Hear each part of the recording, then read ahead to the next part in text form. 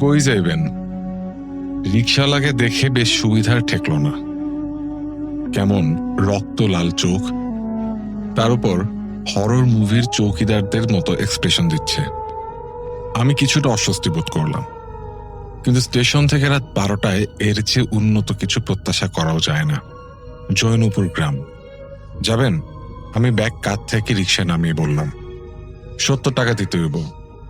কিছুটা থাগ লাইফ টাইপের চেহারা বানিয়ে বলল রিকশাওয়ালা। কেন 70 টাকা কেন? এইটুকু তো পথ, আমি চটে গেলাম। আপনার 50 জনের জিগান, কেউ যদি ওই দিক যাইবার চায় আমি কান কেটে আপনার সামনে রেখে দেব। রিকশাওয়ালা আবারও থাগ লাইফ ফেস বানালো। চারদিক তাকিয়ে দেখলাম আর কোনো রিকশার চিহ্ন মাত্র নেই। অগত্যা রিকশাওয়ালার এই বিরক্তিকর যুক্তি মেনে নিয়ে গজ গজ করতে করতে রিকশা উঠলাম। রিকশার গতি দেখে বেশ খুশি হলাম। 70 টাকা পুষে যাওয়ার মতো গতিতে চলছে রিকশা, যেন ছোটখাটো একটা হাওয়াই জাহাজ। জৈনপুর গ্রামের রোডটা স্টেশন ছাড়িয়ে পুরনো একটা ডাকঘরের বাম পাশে হালকা বাঁক নিয়ে ভেতরের দিকে চলে গেছে। কাঁচা রাস্তা, তার উপর চারপাশে ঘন জঙ্গল, এর উপর রাত। বিষয়টা একদম জমে গেছে। আমি সাধারণত এসব অ্যাডভেঞ্চারে মজা পাই, তার উপর হাওয়ার গতির রিকশা।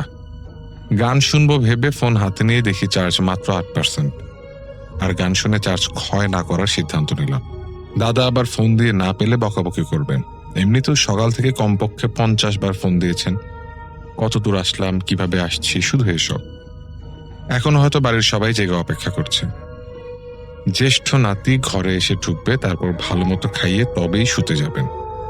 ভাইজান, আপনি কোন বাড়ি যাইবেন? তরফদার বাড়ি। রিকশাওয়ালা ঘাড় ঘুরিয়ে আমার দিকে অবাক দৃষ্টিতে তাকালো, যেন আকাশ থেকে পড়েছে। ওই বাড়ি যায় কি করবেন? রিকশাওয়ালার উৎসুক প্রশ্ন। মানে? ওটা আমার দাদার বাড়ি, দাদা অসুস্থ, দেখতে যাচ্ছি। আমার কথা শুনে রিকশাওয়ালা কড়া ব্রেক দিল। তাড়াতাড়ি রিকশা থেকে নেমে গেল আর দোয়া দরুদ পড়তে শুরু করলো। হঠাৎ পালাতে শুরু করলো। আমি দৌড়ে গিয়ে ধরলাম। রিকশাওয়ালা থরথর করে কাঁপছে। আমাকে দেখে সে এমন ভাবে ভয় পাচ্ছে যেন ভূত দেখছে। কি হয়েছে ভাই, এমন করতেছেন কেন? রিকশাওয়ালা অনেকক্ষণ পর সম্বিত ফিরে পেল। বলল, ভাই, আপনি কি দেশের বাইরে থাকেন? আমি বললাম, হ্যাঁ, 1 বছর দেশের বাইরে ছিলাম। কেন? রিকশাওয়ালা সোজা হয়ে বসলো। আপনি কিছুই জানেন না? রিকশাওয়ালার ভনিতা দেখে খুব রাগ হলো। কিছুটা ঝেড়েই বললাম, কথা পেঁচায় বলার কি দরকার, সরাসরি বলেন কি বলবেন। রিকশাওয়ালা চোখ বড় করে বলল, গত বছর এক অসুখে তরফদার বাড়ির হগলো মরে গেছে, একজনও বাইসে নাই। রিকশাওয়ালার কথা শুনে আমার বিশ্বাস না হলেও গা হঠাৎ শীতল হয়ে গেল। ঘোর কাটাতে বললাম, ফালতু কথা বলবেন না, এসব ইয়ার কি আমার সাথে মারবেন না। আল্লাহর কিরা ভাই, আমি সত্য কইতেছি। গত বছর তরফদার বাড়ি পুরাটা কবরস্থান হয়ে গেছে। কি রোগ হয়েছিল কোনো ডাক্তার কবিরাজ কিচ্ছু কইতে পারে নাই। অন্য বাড়ির কেউ মরে নাই, আর ওই বাড়ির কেউ বাইচাও নেই। আমার গা কাঁপতে শুরু করলো। রিকশাওয়ালার কথা কেমন যেন বিশ্বাস হতে শুরু করলো। এমন সময় ফোন বেজে উঠল। দাদা ভাই ফোন করেছে। রিকশাওয়ালা ভাই, দেখো, দাদা ভাই ফোন করছে। যদি তারা মরেই গিয়ে থাকে তাহলে কে ফোন করতেছে, তুমিই বলো। আমি ফোন রিসিভ করে লাউড স্পিকারে দিলাম। রিকশাওয়ালা এখনো চোখ বড় করে তাকাচ্ছে আমার দিকে। হ্যালো দাদা ভাই। কোথায় আছো তুমি দাদা ভাই? এই তো আমি পথে, রিকশায় আছি, আর 5-10 মিনিট লাগতে পারে। দাদা বললেন, আচ্ছা তাড়াতাড়ি আসো, আমরা অপেক্ষায় আছি। ফোন কেটে গেল। এবার শুনেছো তো রিকশাওয়ালা ভাই? ওনার কথা শুনছো তো? কি কইতেছেন আপনি? কার লগে কথা কইলেন? ওই দিক থেকে তো কেউ কথা কইল না। রিকশাওয়ালার কথা শুনে আমার গা চলে গেল। তোর মাথা খারাপ হয়ে গেছে পাগল ছাগল? আমাকে বোকা বানানোর চেষ্টা করতেছিস? লুট করার ধান্দা? রিকশাওয়ালা কোনো জবাব দিচ্ছে না, যেন বাকরুদ্ধ হয়ে গেছে। তখন মনে পড়ল আমার ফোনের কল রেকর্ডিং গুলো চেক করা যেতে পারে। তাড়াতাড়ি করে রেকর্ডিং গুলো দেখতে লাগলাম। আজকের রেকর্ডিং গুলোর একটা চালু করে দেখলাম, এ কি, রিকশাওয়ালার কথাই সত্যি। শুধু আমার কথাই রেকর্ড হয়েছে, ও পাশের কোনো শব্দ নেই। সবগুলো রেকর্ডিংই একই রকম। ধপ করে বসে পড়লাম। মাথাটা কেমন যেন কুলিয়ে গেছে। মনে হচ্ছে শরীর নিস্তেজ হয়ে গেছে, পুরো শরীর ঠান্ডা হয়ে গেছে। মনে মনে যে কয়টি দোয়া দরুদ জানি সব পড়তে লাগলাম। রিকশাওয়ালাও ঠায় বসে আছে, তারও কোনো সাড়া শব্দ নেই। রাত গভীর হচ্ছে ক্রমশ, সাথে সাথে ভয়ও বাড়ছে। ভাই, আপনার নামটা তো জানা হলো না। আমার নাম শামসুদ্দিন। রিক্সাওয়ালার হতভম্ব ভাব তখনও কাটেনি। এদিকে রাত প্রায় 1টা পার হয়ে গেছে। দাদাবাড়ি যাওয়ার কথা ভাবছি। পৃথিবীতে আমার আপনজন বলতে তারাই। বাবা মাকে হারিয়েছি ছোটবেলায়। এরপর নানু বাড়ি ছিলাম পড়াশোনার জন্য। নানুরা শহরে থাকতো বলে। এরপর বিদেশ চলে যাই। সবই আমার খেয়াল খুশিপনা। গ্র্যাজুয়েশন করব, এই করব সেই করব, কিছুই হলো না। হুট করে নানা মারা গেল। গ্র্যাজুয়েশন শেষ না করেই গ্র্যাজুয়েশন ইনকমপ্লিট রেখেই চলে আসি। দাদাভাই প্রায়ই ফোন করতেন। আমি দেশে আসার সাথে সাথে তার কড়া নির্দেশ যত তাড়াতাড়ি সম্ভব বাড়ি আসার। তার শরীর ভালো নেই, আমাকে দেখতে খুব ইচ্ছে করছে তার। কিন্তু এখানে এসে সব গুলিয়ে গেছে। কিন্তু আমি হাল ছাড়ছি না, আমি দাদাবাড়ি যাবই। শামসুদ্দিন ভাই, তুমি কি আমার সাথে তরফদার বাড়ি যাবা? ভাই, আপনার মাথা ঠিক আছে? সব তো নিজের কানে শুনলেন, এরপরেও যাইবার চান? আমার হঠাৎ কেমন যেন কান্না পেতে লাগলো। কাতো কাতো স্বরে বললাম, আমি আমার দাদা ভাইকে একবার দেখতে চাই, চলো না ভাই, আমি তোমাকে টাকা বাড়িয়ে দেব। আমার কথা শুনে রিক্সাওয়ালা বিড়বিড় করতে লাগলো। বোধহয় বলছে, এ কোন পাগলের পাল্লায় পড়লাম।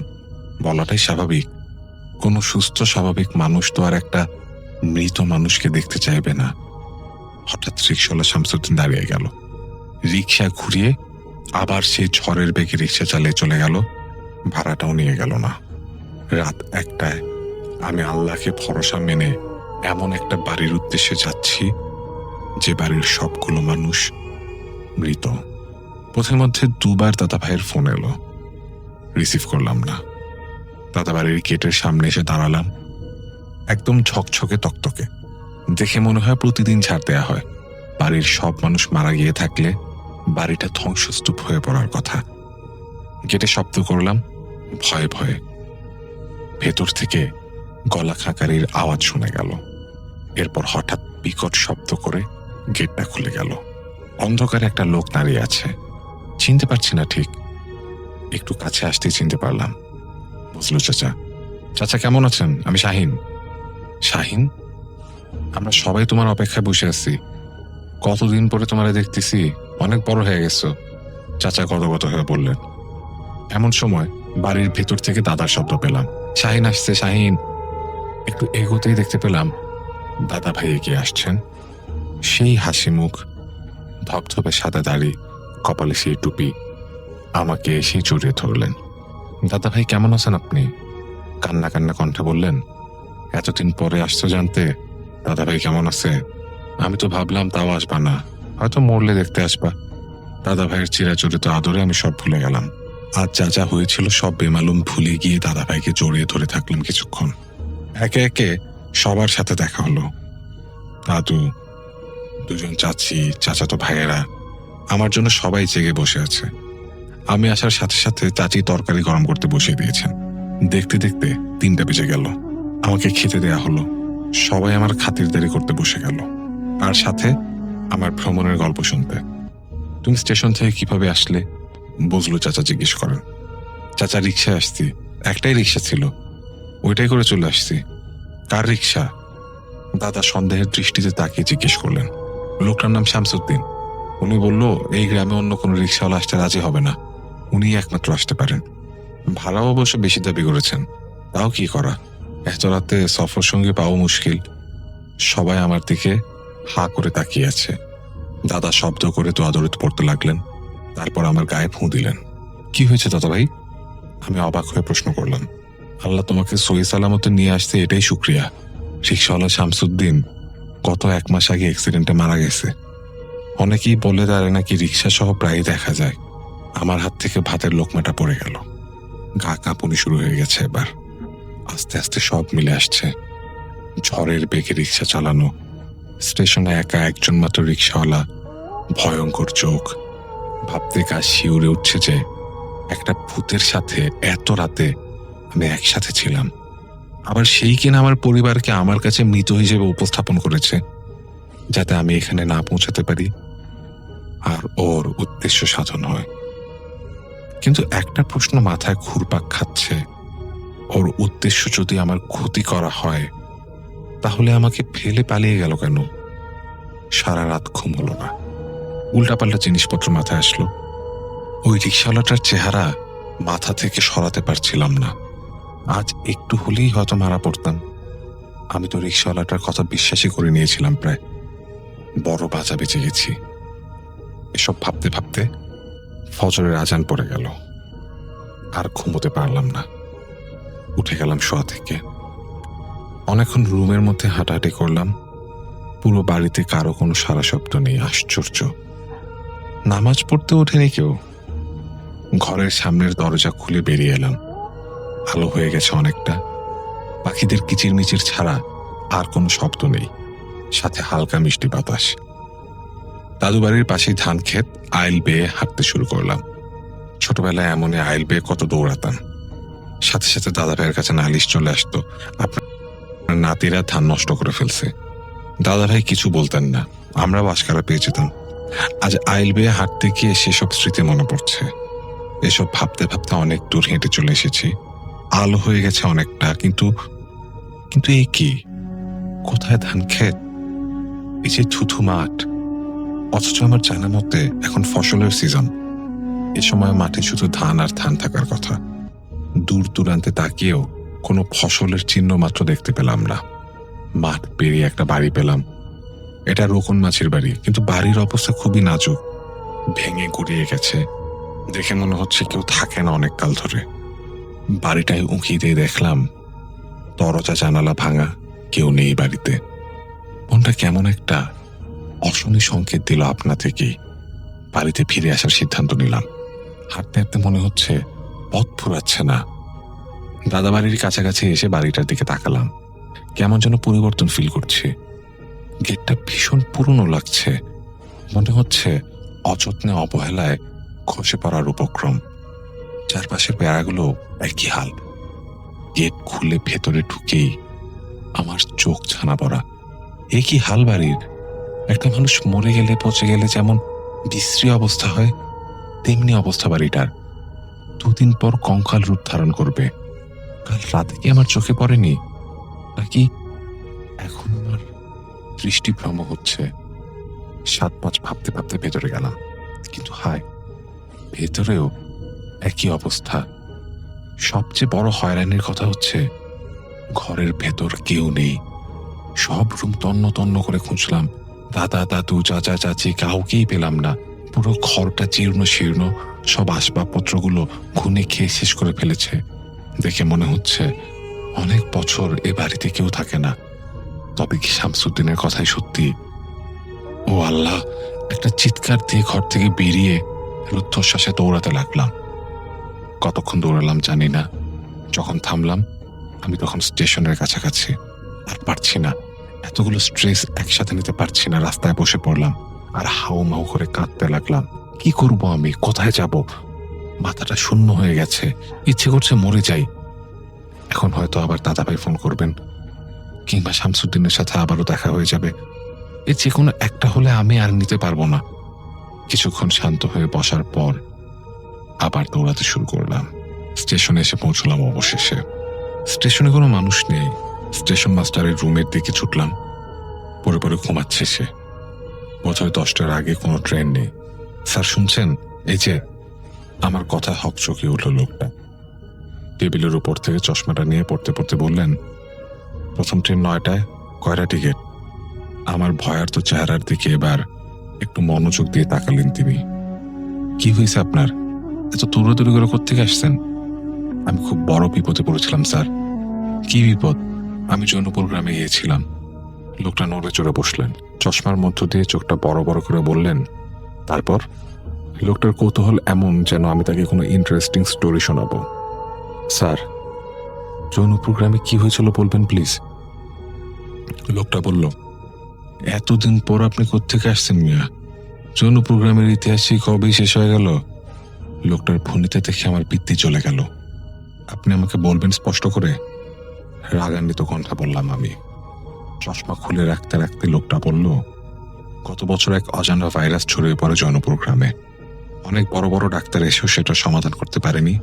অনেকে বলে এটা আল্লাহর গজব ছিল, অনেকে বলে গ্রামে খারাপ জিনের আক্রমণ হয়েছে, কিন্তু শেষমেশ কেউ বাঁচেনি। পুরো জৈনপুর গ্রাম কবরস্থান হয়ে যায়। পাশের গ্রামের লোকেরও অনেকে পালিয়ে যায়। ওই গ্রামে এখন আর কেউ যায় না। শোনা যায় ওখানে এখনো নাকি রাতে ওই গ্রামের মানুষদের দেখা যায়। তো ওসবে আমার কাজ নেই, কে যাবে ভূতের বাড়ির নিমন্ত্রণ খেতে? মাথা তুলাতে লাগলেন স্টেশন মাস্টার। আমি চেয়ারে বসে পড়লাম, হা করে ঘড়ির দিকে চেয়ে রইলাম। 9টার ট্রেনে উঠব। মরে যাও কিছু মানুষের সাথে পুরো একটা রাত কাটিয়েছি ভেবেই গা শিউরে উঠল।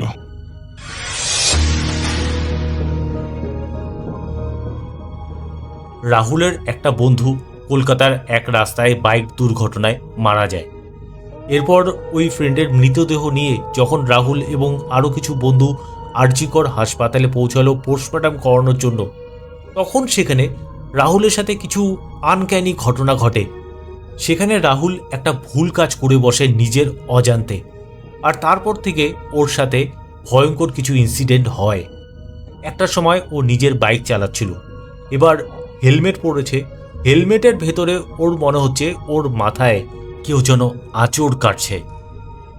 রাহুল যেদিন ওর বন্ধুর পোস্টমর্টম করানোর জন্য আরজিকর হাসপাতালের মর্গে গিয়েছিল, সেদিন থেকে ও একটা মেয়ের অনুভব পেত, কিন্তু যে মেয়ের অনুভব পেত সেই মেয়েটি মৃত, আর অনুভবটা ছিল ভয়ঙ্কর। তো তোমাদের যদি এই ধরনের ভৌতিক ঘটনা শুনতে ভালো লাগে, তাহলে ঘটনাটিকে একটু লাইক করে দিও, চ্যানেলটিকে সাবস্ক্রাইব করে দিও এবং তোমাদের প্রিয়জনের কাউকে ঘটনাটা শেয়ার করে দিও। আর কমেন্টে অবশ্যই জানিও কে কোথার থেকে শুনছো। তো চলো ঘটনাটা তোমাদের সাথে আমি শেয়ার করি। ঘটনাটি আমাকে পাঠিয়েছে কলকাতা থেকে বিপ্লব মিত্র, আর ওর বন্ধু ছিল রাহুল, যার সাথে এই ভয়ঙ্কর ইনসিডেন্টগুলো হয়েছিল। তো হয় কি, বিপ্লবদেরই একটা বন্ধু, তো ওর নাম ছিল সুজয়। একদিন হঠাৎ করে কি হয়, ওরা জানতে পারে যে সুজয় বাইক অ্যাক্সিডেন্ট করেছে, আর অ্যাক্সিডেন্টটাও হয়েছিল একদম সকাল সকাল। অ্যাকচুয়ালি সুজয়ের যে অ্যাক্সিডেন্টটা সেটা না খুব মর্মান্তিকভাবে হয়েছে, কারণ ও ঠিকভাবেই বাইক চালাচ্ছিল। এবার রাস্তার পাশে একটা গাড়ি দাঁড়িয়েছিল, সেই গাড়ি থেকে একটা মহিলা যখন নামতে গিয়েছিল তো দরজাটা ফট করে খুলে ফেলে, আর সুজয় সেদিকেই ছিল। তো দরজাটা খুলেছে যখন, সুজয়ের গাড়ির ডিসব্যালেন্স হয়ে দরজার সঙ্গে ধাক্কা খায়, আর কোনোভাবে ও ছিটকে গিয়ে পড়ে একটা বাস আসলো সেই বাসের সামনে। এবার সেই বাসের সামনের চাকাটা সুজয়ের পেটের উপর উঠে যায়, যার ফলে সুজয়ের সেখানেই মৃত্যু হয়। এবার সব বন্ধুরা যখন শুনলো যে সুজয়ের এরকম মর্মান্তিক একটা পরিণতি হয়েছে, তখন সবাই তাড়াহুড়ো করে সেখানে যায়। তখন রাহুলও আর কি গিয়েছিল। তো গিয়ে দেখছে মানে সুজয়কে কিছু লোক তখন হাসপাতালে অ্যাডমিট করিয়ে দেয়। এবার যে হাসপাতালে অ্যাডমিট করিয়েছে সবাই সেখানে যায়। যাওয়ার পর জানতে পারলো, ডাক্তার বলল যে সুজয় স্পট ডেড। এরপর তো সবাই কান্নায় ভেঙে পড়ে। তারপর ওর মৃতদেহটা আরজিকর হাসপাতালে নিয়ে যাওয়া হয় ময়না তদন্ত করার জন্য, কারণ এই ধরনের অ্যাক্সিডেন্ট হলে বা যে কোনো ধরনের অ্যাক্সিডেন্টে মানুষের মৃত্যু হলে ময়না তদন্ত করা বাধ্যতামূলক। তো সুজয়ের বাকি বন্ধুরাও সেখানে যায়, তার সাথে তো রাহুলও গিয়েছিল, বিপ্লবও গিয়েছিল, এবং সুজয়ের কিছু দাদা আছে, মানে মামাতো দাদা, কাকাতো দাদা, মানে ওদের পরিবারের, তারাও আর কি গিয়েছে। এরপর তো সুজয়ের দেহটা পোস্টমর্টম রুমে ঢোকানো হলো, এবং ওখানে না একটা লম্বা প্যাসেজের মতো আছে, মানে আমি এই ঘটনাটাই আর কি যা জানতে পেরেছি। তো সুজয়ের কিছু বন্ধু সেখানে অপেক্ষা করছিল এবং বাকি বন্ধুরা বাইরে অপেক্ষা করছিল, এবং ওই করিডোরের মধ্যে তখন রাহুলও আর কি অপেক্ষা করছিল। তো পোস্টমর্টম করার আগে যে কোনো বডিকে সম্পূর্ণ উলঙ্গ করা হয়, আর তার হাতে বা গলায় যেসব অলংকার থাকে, যেমন হাতের আংটি, সোনার চেন, যা যা থাকে তা যারা অপেক্ষা করছে তাদেরকে দেওয়া হয়, মানে তাদের কাছে রাখা হয়। সেই কারণে রাহুল এবং ওর কিছু বন্ধু সেখানে অপেক্ষা করছিল। মোটামুটি 5 মিনিট হয়েছে, তখনই একটা অ্যাম্বুলেন্স ঢুকলো, আর সেখান থেকে স্ট্রেচার করে একটা মৃতদেহ নামানো হয়, মানে মৃতদেহটা সম্পূর্ণ আর কি কাপড় দিয়ে ঢাকা। তো স্ট্রেচার করে নিয়ে এনে ওরা যে করিডোরে অপেক্ষা করছে সেখানে এনে একটা পাশে রাখা হয়। এবার অ্যাম্বুলেন্সের ড্রাইভারটি না সেই মৃতদেহটা ওখানে রেখে ও আবার বাইরে চলে যায়। এর মধ্যে পোস্টমর্টম রুম থেকে লোকটি বাইরে বের হয়, মানে যে লোকটি আর কি সুজয়ের পোস্টমর্টম করবে সেই লোকটি সুজয়ের হাতের ব্রেসলেট, তারপর গলার চেন, হাতের আংটি, এগুলো নিয়ে বাইরে বেরিয়ে ওর বন্ধুদেরকে দেয়। তো বন্ধুরা সেটা নিয়ে আর কি সেই প্যাসেজ থেকে বাইরে বেরোবে, কারণ সেই জায়গাটা না ফরমালিনের পর্যন্ত একটা উগ্র একটা গন্ধ ছিল, তাই তাদের অসুবিধা হচ্ছিল। তাছাড়া ওখানে দাঁড়িয়ে থেকে তো আর কোনো লাভ নেই। এবার ওরা আর কি প্যাসেজটাতে বাইরে বেরোচ্ছে, আর ডান পাশে যে মৃতদেহটা এসেছে সেই মৃতদেহটা কাপড় দিয়ে ঢাকা, মানে ডান পাশে একটা জানলা আছে, জানলার পাশে আর কি মৃতদেহটা রাখা ছিল। তো ওরা যখন বেরোচ্ছিল তখন হঠাৎ করে রাহুল সেই স্ট্রেচারের চাকার সাথে হোঁচট খায়, আর হোঁচট খাওয়ার ফলে মৃতদেহটা যে ঢাকা ছিল তো মৃতদেহর হাতটা ঝুলে পড়ে স্ট্রেচার থেকে, মানে ভালোই জোরে আর কি হোঁচটটা খেয়েছিল। তার সাথে একটা উগ্র একটা পচা গন্ধ পায়, যার ফলে রাহুল সঙ্গে সঙ্গে সেই যে জানলাটা ছিল মৃতদেহর পাশে ওই জানলাতে থুতু ফেলতে যায়, এবং থুতুটা গিয়ে পড়ে মৃতদেহটার মুখের ওপর, মানে মৃতদেহর মুখটা কিন্তু তখনও কাপড় দিয়ে ঢাকা। এবার থুতুটা তো ওখানে পড়েছে, পড়ার পর ওর বন্ধুরা বলছে কিরে তুই এটা কি করলি? তো রাহুল বলছে আরে আমি কি ইচ্ছা করে করেছি, কারণ হঠাৎ করে সিচুয়েশনটাই তখন এরকম তৈরি হয়েছে যে গন্ধটা এত উগ্র আর পচা ছিল, সেই কারণে রাহুল ফট করে থুতুটা জানলাতে ফেলতে গিয়ে মৃতদেহর মুখের উপর পড়েছে। তো ওরা তাড়াহুড়ো করে তখন বাইরে গিয়ে অপেক্ষা করতে থাকে, আর যে সিনটা হলো রাহুল এটা দেখে না একটু ভয় পেয়ে গেছিল। তো যাই হোক ও চুপচাপ বসে আছে, সবাই আর কি অপেক্ষা করছে কখন আর কি সুজয়ের পোস্টমর্টম কমপ্লিট হবে, তারপর সুজয়ের মরদেহ তারপর বাড়িতে নিয়ে যাওয়া হবে। এবার একটু পরে আরও একটা লোক এসে ওই যে মৃতদেহটা রাখা ছিল সেই মৃতদেহটা পোস্টমর্টম রুমে ঢোকালো। তো ওরা তো অপেক্ষা করছে বাইরে, তখন না কিছু লোক আর কিছু মহিলা এসে না বাইরে কান্নাকাটি করছে। এবার ওদের একটা বন্ধু তাদের কাছ থেকে জানতে পারলো যে মৃতদেহটা আর কি রাখা ছিল সেটা একটা মেয়ের মৃতদেহ, এবং ওই মেয়েটি বিষ খেয়ে আত্মহত্যা করেছে, আর মেয়েটির ডেড বডি পাওয়া যায় 3 দিন পরে, সেই কারণে এত পচা একটা গন্ধ ছিল। এবার মেয়েটির ডেড বডি 3 দিন পরে কোথায় পাওয়া গেল তো সেগুলো আর কি জানতে যায়নি, মানে এগুলো জেনে আর কি করবে, অত ডিটেলস তো জেনে লাভ নেই। যাই হোক, তো রাহুল না তারপর থেকে চুপচাপ আর কি বসে আছে, মানে ও অ্যাকচুয়ালি ভয় পেয়ে গেছিল। এরপর রাহুলের সাথে ঘটলো অদ্ভুত একটা ঘটনা। এবার রাহুল যখন বসেছিল তখন ওর বলে মনে হচ্ছিল পোস্টমর্টম রুমের ভেতর থেকে রাহুলের নাম ধরে একটা মেয়ালি গলা ওকে ডাকছিল। এই ডাকটা বলে ও স্পষ্ট শুনেছিল। তো ও যখন শুনেছিল না ও তখন মানে চমকে ওঠে যে কি হলো, ডাক শুনলো, মানে ডাকটা কিন্তু একবারই প্রথমে শুনেছিল। তারপর ভাবলো মানে ওর মনের ভুল, তো ও আবার চুপচাপ বসে আছে, মোবাইল আর কি দেখছে নিজের। তখন আবার শুনতে পায় যে ওর কানের পাশে ঠিক ওর নাম ধরে কেউ ওকে ডাকলো, আর ডাকার শব্দটা ছিল একটা মেয়ালি গলা। সে সময় তো ও আবার চমকে উঠে এদিক ওদিক দেখছে, মানে ওর পাশে একটা বন্ধু ছিল, ও বলছে কিরে কি হয়েছে কি দেখছিস? তখন রাহুল বলছে আরে কিছু না। তখন ওই বন্ধুটা বলে চল একটু বাইরে চল আমরা সিগারেট খেয়ে আসি।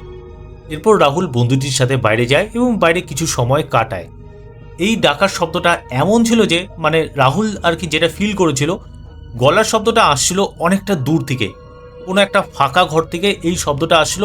যেহেতু ফাঁকা ঘরে যদি কারোর নাম ধরে ডাকা হয় তো শব্দটা না ইকো হয়, তো সেরকম ধরনের গলার শব্দ ছিল। মোটামুটি 2 ঘন্টা পর সুজয়ের পোস্টমর্টম সম্পূর্ণ হয়।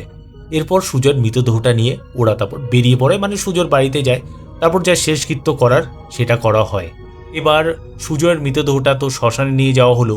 তো তার সাথে সুজয়ের যারা বন্ধু ছিল বিপ্লব, রাহুল এবং আরও যারা ফ্রেন্ড ছিল সবাই আর কি গিয়েছে। অ্যাকচুয়ালি সবারই তো মন খারাপ, কারণ যে বন্ধুটা মারা গিয়েছে ওর সবার ভালো বন্ধু ছিল। তো যাই হোক ওরা শ্মশানে গিয়েছে। এবার রাহুল না শ্মশানের একটা কোনায় চুপচাপ আর কি বসে আছে, মানে ওর মনটা খারাপ। তো দেখছে যে ওর বন্ধুকে দাহ করা হচ্ছে, ঠিক তখনই ওর একটা কেমন যেন ফিল হচ্ছে, মানে কেউ ওকে ওর নাম ধরে আবার ডাকছে ঠিক ওর পেছন থেকে। রাহুল সঙ্গে সঙ্গে পেছনে ঘুরলো, দেখছে যে পেছনে কেউ নেই, কিন্তু একটা মেয়ালি শব্দ ও শুনতে পায়। তো রাহুল ভাবছে আরে মেয়ে কোথার থেকে আবার ডাকলো আমাকে, মানে আশেপাশে তো কোনো মেয়ে ছিল না। তখন ও ওর একটা বন্ধুকে ডাকলো। এবার ওই বন্ধুটি কিছুটা দূরে আর কি বসেছিল।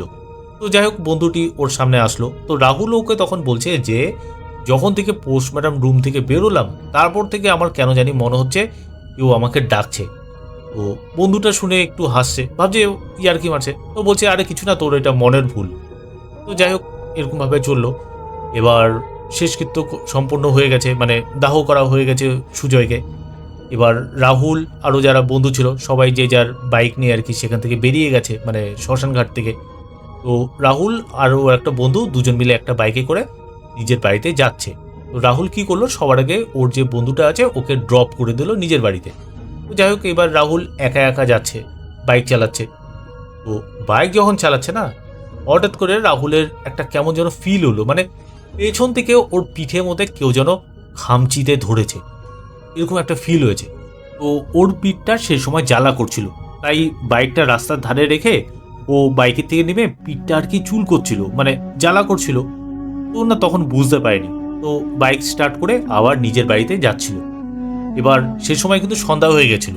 মোটামুটি কিছুক্ষণ পর নিজের বাড়িতে গিয়ে পৌঁছালো এবং বাড়িতে বাইকটা রেখে তারপর সোজা চলে যায় বাথরুমে, মানে শ্মশান থেকে এসেছে তো স্নান টান করতে লাগবে। তো ও না বাড়িতে ঢোকার আগে, মানে শ্মশান থেকে আসার পর যে নিয়ম থাকে, তুলসী পাতা খেতে লাগে, তারপর মানে যা যা নিয়ম থাকে সেগুলো কিন্তু করেছে। তো সোজা বাথরুমে ঢুকে স্নান করার জন্য এবার স্নান করছে, গায়ে যখন সাবান দিচ্ছিল হঠাৎ করে ওর পিঠের সেই জায়গাটা না জ্বালা করছিল। তো রাহুল না বুঝলো না যে পিঠের এই জায়গাটা কেন জ্বালা করছে।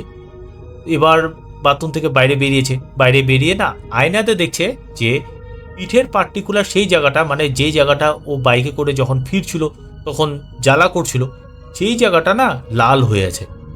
আর স্নান করার সময় তখন সাবান পড়েছে, সেই কারণে জ্বালা করছিল আরও। তো একটু পর রাহুলের মা রাহুলকে জিজ্ঞেস করলো যে তুই কি কিছু খাবার খাবি, কারণ অনেকক্ষণ হয়েছে তো বাইরে বেরিয়েছে। তো রাহুল বলল না, আমার ভালো লাগছে না, আমি কিছু খাবার খাবো না। এটা বলে রাহুল নিজের ঘরে ঢুকে লাইট বন্ধ করে চুপচাপ শুয়ে পড়ে। এবার অনেকক্ষণ সময় পার হয়েছে, ওর না ভালো লাগছিল না, কারণ যে বন্ধুটি মারা গিয়েছে ওর সাথে কাটানো ভালো স্মৃতি বা ভালো ভালো মুহূর্তগুলো ওর মনে খালি ঘুরপাক খাচ্ছিল। ও তারপর কি করলো, ওর নিজের ল্যাপটপটা বের করে এবং ওখানে একটা গেম ছিল সেই গেমটা খেলছিল। আর সেই গেমটা হলো GTA ভাইস সিটি। এবার ও যখন গেমটা খেলছিল তো সেই গেমের মধ্যে না কিছু ফিমেল ক্যারেক্টার থাকে, কিছু মেল ক্যারেক্টার থাকে, তো কথাবার্তা হয়। তো ও হেডফোন লাগিয়ে সেই কথাবার্তাগুলো শুনছিল, তারপর গেমটা খেলছিল। তার সাথে হঠাৎ ওর মনে হলো অন্য আরেকটা মেয়ে ওর ঠিক পাশে ওর নাম ধরে আবার ডাকলো। মানে ও কিন্তু প্রথমে বুঝতে পারেনি, ও ভেবেছে গেমের মধ্যে এটা আসলো কোথার থেকে, মানে ওর নাম ধরে ডাকছে। ও তখন ডান পাশের কানের হেডফোনটা খুলে ফেলে, মানে বোঝার চেষ্টা করছে যে সত্যিই কিনা, কারণ সেই আওয়াজটা এসেছিল ডান পাশ থেকে। এবার কিছুই শুনতে পেল না, আবার হেডফোন লাগিয়েছে, নিজের মতো খেলছে। ও ভেবেছে ওটা ভুলভাল আর কি শুনেছে। একটু পরে আবার মনে হলো ওর নাম ধরে ওকে কেউ আবার ডাকলো। এবার ও না প্রচণ্ড ঘাবড়ে যায়। আর ঘর তো সে সময় মানে অন্ধকার ছিল, শুধু ল্যাপটপের স্ক্রিনের যে আলোটা সেটাই আর কি পড়ছিল। এবার ও বিছানা থেকে নেমে ঘরের লাইটটা জ্বালিয়ে দেয়, তারপর আবার বিছানায় বসে আবার খেলতে থাকে। তখন কিন্তু আর কিছু হয়নি। তো রাত্রি তখন 9:30 বাজে, ওর মা তখন ওকে বললো যে রাতের খাবারটা খেয়ে নে। তো রাহুল খেতে বসেছে, ভাত খাচ্ছে। তো ভাত যখন চাবাচ্ছিল হঠাৎ করে ওর মনে হচ্ছে যে ও যে চাবাচ্ছে না মুখের ভিতর কিছু একটা আছে। তো যাই হোক, সেই ভাতের দলাটা না ও মুখের থেকে বের করে দেয়। বের করে যখন ফেলালো দেখছে ওর মধ্যে 2-3টা লম্বা চুল। তো ওর মাকে বলছে দেখো মা, এখানে চুল আসলো কি করে। ওর মাও কিন্তু দেখেছে, আরে চুল আসলো কি করে, তাও আবার 2-3টা। এবার রাহুল ও না তারপর আর খায়নি, মানে ওর একটু ঘৃণা ধরে গেছে যে চুল একটা পেয়েছে, ও তারপর আর খায়নি। এবার যাই হোক, ও তারপর নিজের ঘরে গিয়ে শুয়ে পড়ে। তো শুয়ে শুয়ে না ওটা চিন্তা করছে, মানে যে পোস্টম্যাডাম রুমে গেল, তারপর ওর বন্ধুটা যে মারা গেল, এইসব জিনিস চিন্তা করছিল। তো শুয়ে আছে, হঠাৎ একটা জিনিস দেখলো। তা হলো বাইরে স্ট্রিট লাইট আছে, সেই লাইটের আলো ঘরের মধ্যে একটু পড়েছিল। তো ও দেখতে পারলো দেওয়ালের ডান সাইডে না একটা ছায়ার মতো কিছু যেন ওপরে উঠলো সিলিংয়ের দিকে। এবার ওটা সেদিকে তাকিয়েছে, ওর কিন্তু মনে হয়েছে যে কিছু একটা ও এখানে দেখেছে। তো যাই হোক, যখন তাকালো তখন কিছুই দেখতে পেল না। এবার ভাবলো ওটা মনের ভুল। আবার একটু পরে ফিল হলো যে সেই কালো যে একটা কিছু উঠলো, সেই জিনিসটা ওর ঘরের সিলিংয়ের ওপর ঘোরাঘুরি করছে। মানে ও কিন্তু তখন প্রচণ্ড ভয় পেয়ে গেছে, যে ওর মনে হচ্ছে কিছু একটা আছে এই ঘরে। ও কিন্তু শুয়ে শুয়ে আর কি বুঝতে পারছে, কিন্তু প্রপারলি আর কি দেখতে পারছিল না। মানে একটা মনে হচ্ছে ছায়া কিছু একটা উঠলো, তারপর সিলিংয়ে ঘোরাঘুরি করছে, এটা কিন্তু প্রপারলি দেখতে পারেনি, কিন্তু ওর মনে হচ্ছিল।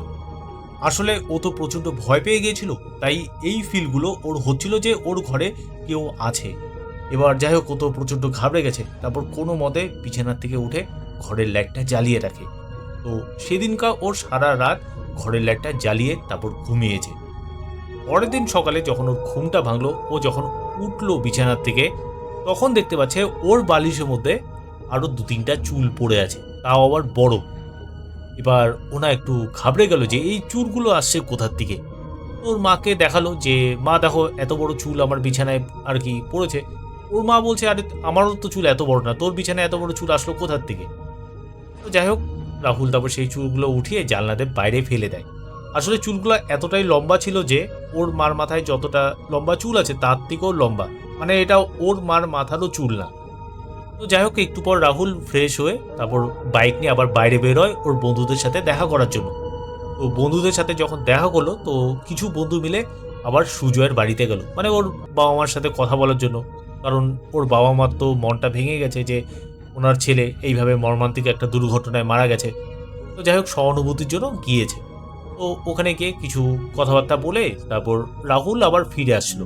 আর ফেরার সময় রাহুল আরও একটা বন্ধুর বাড়িতে যায় এবং ওখানে কিছু সময় কাটায়।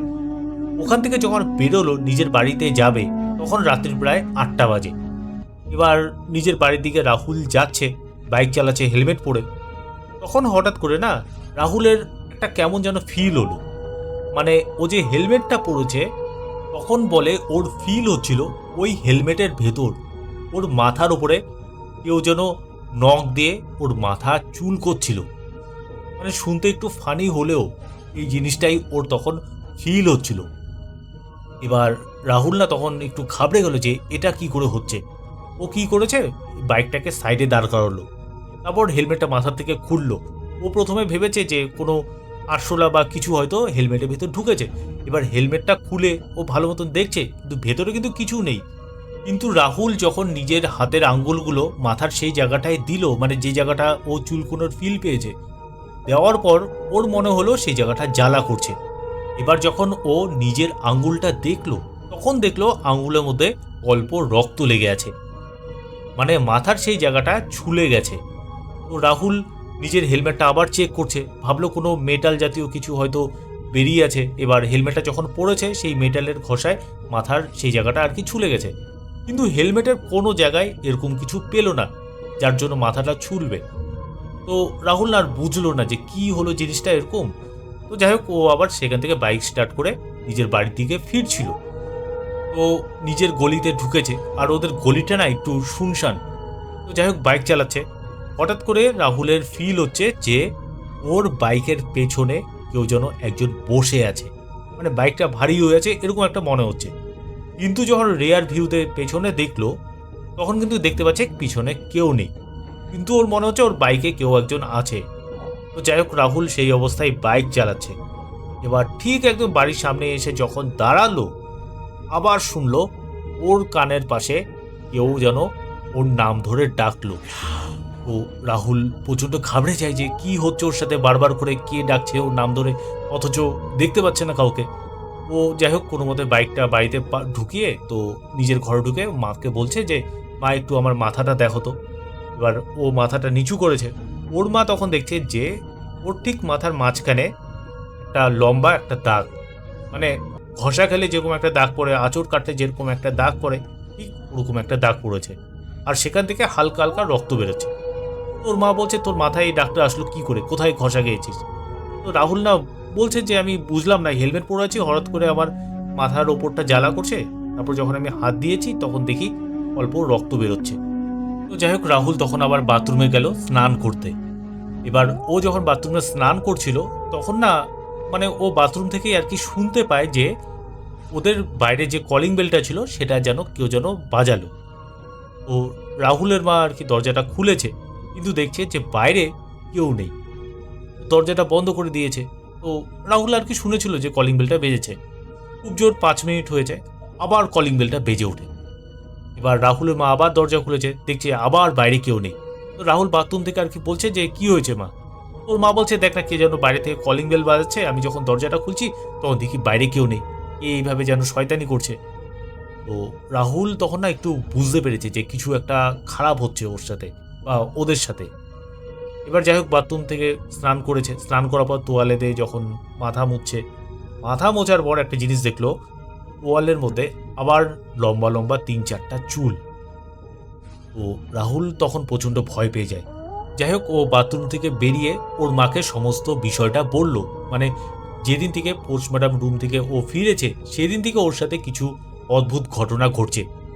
এসব শোনার পর ওর মা ওকে বললো যে রাতে তুই একা শোস না, আমার ঘরে শো, আর তোকে পরের দিনই হনুমান মন্দির থেকে ঝাড়িয়ে নিয়ে আসবো। তো যাই হোক সেদিনকার সেই রাতে রাহুল আর রাহুলের মা একই আর কি খাটের মধ্যে শুয়েছে।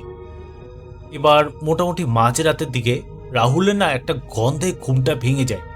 আর সেই গন্ধটা হলো সেই যে পোস্টমর্টম রুমে গিয়েছিল, মানে আরজিকর হাসপাতালে, সেখানে তো ফরমালিনের একটা গন্ধ ছিল, তার সাথে একটা পচা গন্ধ যে পেয়েছিল, মানে যে মৃতদেহটা এসেছিল সেই গন্ধ দুটো মিক্সচার করলে যেরকম একটা গন্ধ হবে ওরকম গন্ধ বলে ও পাচ্ছিল। মানে একবার ফরমালিনের গন্ধ আরেকবার পচা একটা কিছু একটা গন্ধ। এবার গন্ধটার জন্য রাহুলের ঘুমটা ভেঙে যায়। এবার ও যখন জেগেছে না তখন মানে কেমন যেন একটা ফিল হচ্ছে ঘরের মধ্যে। তো ঘর তো একদম অন্ধকার ছিল। ও তখন একটা জিনিস বুঝতে পারলো যে ওর ওপরে যে মশারিটা আছে না, মানে মশারি টাঙানো ছিল, ওই মশারির উপর কারোর একটা মুখ ওকে ঝুঁকে দেখছে। মানে ঘর অন্ধকার হলেও কি হয়, বাইরে তো লাইট জ্বলছিল, স্ট্রিট লাইট, সেই লাইটের আলোর জন্য ঘরটা একটু একটু আলোকিত হয়েছিল। তো যতই ঘর অন্ধকার থাকুক তাও কিন্তু ঘরের মধ্যে বোঝা যায় যে কোথায় কি আছে। সেই মুখটা বলে ধীরে ধীরে মশারির দিকে নামছিল রাহুলের দিকে, আর সেই কারণে মশারিটাও আর কি ধীরে ধীরে ডাবছিল ওপর থেকে। এবার রাহুল বলে একভাবে সেদিকে তাকিয়ে আছে, আর মুখটা বলে একদম কালোর মধ্যে দুটা চোখ একদম তাকিয়ে আছে রাহুলের দিকে। চোখগুলো এমন না যে সাদা চোখ, কিন্তু একদম মানুষের মতো চোখ ছিল, আর রাহুলের দিকে তাকিয়েছিল। কিন্তু সেটা মেয়ে না ছেলের মুখ সেটা না রাহুল বুঝতে পারেনি। এবার হঠাৎ করে না রাহুলের মা ঘুমটা ভেঙে যায়, মানে রাহুল না গঙ্গাচ্ছিল। এবার যখন রাহুল মা পাশ ফিরেছে রাহুলকে দেখার জন্য, দেখা যায় রাহুল ওপরে তাকিয়ে আছে, মানে সিলিং এর মধ্যে এরকম তাকিয়ে আছে, আর মুখ দিয়ে একটা গঙ্গানির শব্দ বেরোচ্ছে। এবার ওর মা যখন ওপরে তাকালো না তখন দেখলো যে মশারিটা যে ডেবে ছিল হট করে সোজা হয়ে এলো মশারিটা। কিন্তু ওর মা না কিছু দেখতে পারেনি ওখানে, মানে কোনো মুখ বা কোনো কিছু কিছু কিন্তু দেখেনি, শুধু দেখলো মশারিটা ডাব ছিল সেটা আবার সোজা হয়ে গেল। এবার রাহুল তো তখন ঘুমাচ্ছিল। ওর মা তাড়াতাড়ি বিছানা থেকে উঠে লাইট জ্বালালো, লাইট জ্বালিয়ে দেখছে রাহুল একদম সিলিংয়ের দিকে সোজা তাকিয়ে আছে আর প্রচণ্ড ঘামাচ্ছে। কোনো মতে রাহুলের মা রাহুলকে জোরে জোরে ধাক্কা মারে, এবং ধাক্কা মারার ফলে রাহুলের সম্বিত ফিরে আসে আর ও হাঁপাতে থাকে। এরপর তো ওর মা ওকে জল খাওয়ালো। জল খাওয়ার পর ধাতস্থ হওয়ার পর রাহুল ওর মাকে বলল যে ও কি দেখেছে। এবার দুজনে তো প্রচণ্ড ভয় পেয়েছে, আর সেদিন সারা রাত ঘরের লাইটটা জ্বালিয়ে রাখে, আর দুজনের কারোরই চোখে ঘুম আসেনি। আর ঘুম আসবে বা কী করে, যে জিনিসটা রাহুল ফিল করেছে এরপরে তো ঘুম তো আসার কোনো প্রশ্নই ওঠে না। তো যাই হোক পরের দিন সকাল হওয়ার সাথে সাথে রাহুল স্নান টান করলো, ওর মাও স্নান টান করে তারপর দুজন মিলে সামনে একটা হনুমান মন্দির ছিল সেই মন্দিরে যায়। এবং ওই মন্দিরে যাওয়ার পর সেখানে না রাহুল একটা জিনিস ফিল করে যে ওর গায়ে, মানে গায়ের সমস্ত জায়গায় হাতে পায়ে ছোট ছোট নীল নীল দাগ পড়েছে আর জ্বালা করছিল। মানে দেখে তখন মনে হচ্ছিল রাহুলকে কেউ যেন চিমটি কাটছিল, মানে চিমটি কাটলে যেরকম নীল দাগ পড়ে যায় না বা লাল দাগ পড়ে যায় ওরকম দাগ পড়ছিল। এবার প্রথমে তো ভাবলো যে অ্যালার্জি হলো নাকি, কিন্তু যাই হোক এবার মন্দিরে যখন এসেছে তো মন্দিরে যে পূজারি আছে ওনাকে সমস্ত বিষয়টা বলল যে কি কি ফিল হচ্ছে, কিসের জন্য হচ্ছে। তো সেই পূজারি তারপর হনুমান চালিসা আর কি মন্ত্র পড়লো রাহুলের মাথায় হাত রেখে। তো এইসব মন্ত্র পড়ার পর আরও কিছু ক্রিয়া করার পর রাহুল তখন একটু ভালো ফিল করতে থাকে। মানে ওর গায়ে যে জ্বালা করছিল, চিমটি কাটার যে দাগগুলো পড়েছিল, তো দাগগুলো তো ছিল কিন্তু যে জ্বালাগুলো করছিল সেগুলো না ধীরে ধীরে কমে যায়। এরপর পূজারি রাহুলের হাতে একটা লাল সুতো বেঁধে দেয় আর বলে যে প্রতি মঙ্গলবার নিরামিষ খেতে এবং রোজ সকালে হনুমান চালিসা পাঠ করতে। এরপর রাহুল আর রাহুলের মা ওদের নিজেদের বাড়িতে চলে আসে। তো সেদিন আর কিছু হয়নি, সেদিন ভালো মতো কেটেছে। রাতের বেলা রাহুল যখন ঘুমোলো তার আগে হনুমান চালিসা পাঠ করে শুয়েছে, তো রাতের বেলা আর ভয় টয় পায়নি। তো পরের দিন রাহুল একটু কোনো কাজে বাইরে গেছে। এবার বিকেলবেলা রাহুলদের একজন প্রতিবেশী রাহুলের মাকে না একটা অদ্ভুত কথা জিজ্ঞেস করলো। তা হলো ওই প্রতিবেশী রাহুলের মাকে বলছে যে তোমাদের বাড়িতে কি কোনো মেয়ে আছে নাকি? এবার রাহুলের মা তো অবাক হয়ে যায় যে আমাদের বাড়িতে মেয়ে আসবে কোত্থেকে। তো প্রতিবেশী জানালো যে আমি দুদিন ধরে তোমাদের বারান্দার মধ্যে একটা মেয়েকে না পায়চারি করতে দেখতাম। খুব জোর রাত্রি, তখন 8টা কি 9টা হবে, তো সেই সময় মেয়েটাকে দেখতো বারান্দার মধ্যে পায়চারি করতে। এবার এটা শুনে না রাহুলের মা তখন ঘাবড়ে গেল আর বলে না না, এটা তুমি ভুল দেখেছো, মানে ওদের বাড়িতে যে জিনিসটা হচ্ছে সেটা কিন্তু রাহুলের মা তখন ওই প্রতিবেশীকে জানায়নি। কিন্তু ওই প্রতিবেশী রাহুলের মাকে বলছে যে আমি স্পষ্ট দেখেছি একটা মেয়ে কিন্তু তোমাদের বারান্দায় পায়চারি করছিল। মানে ওই প্রতিবেশী ভেবেছে হয়তো রাহুল কারোর সাথে প্রেম করছে, হয়তো তাদের বাড়িতে নিয়ে এসেছে। তো রাহুলের মা কথাটা আর কি ইগনোর করে যায়।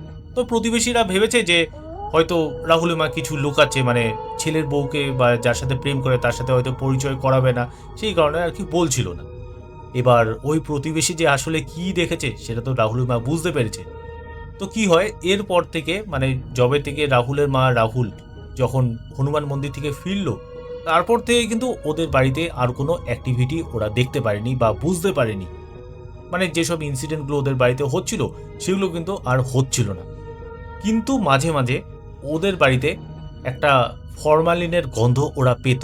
মানে রাহুল যে গন্ধটা পেয়েছিল আরজিকর হাসপাতালের মর্গে বা লাশ কাটা ঘরে, সেই যে একটা ফরমালিনের গন্ধ সেটা কিন্তু মাঝে মাঝে পেত।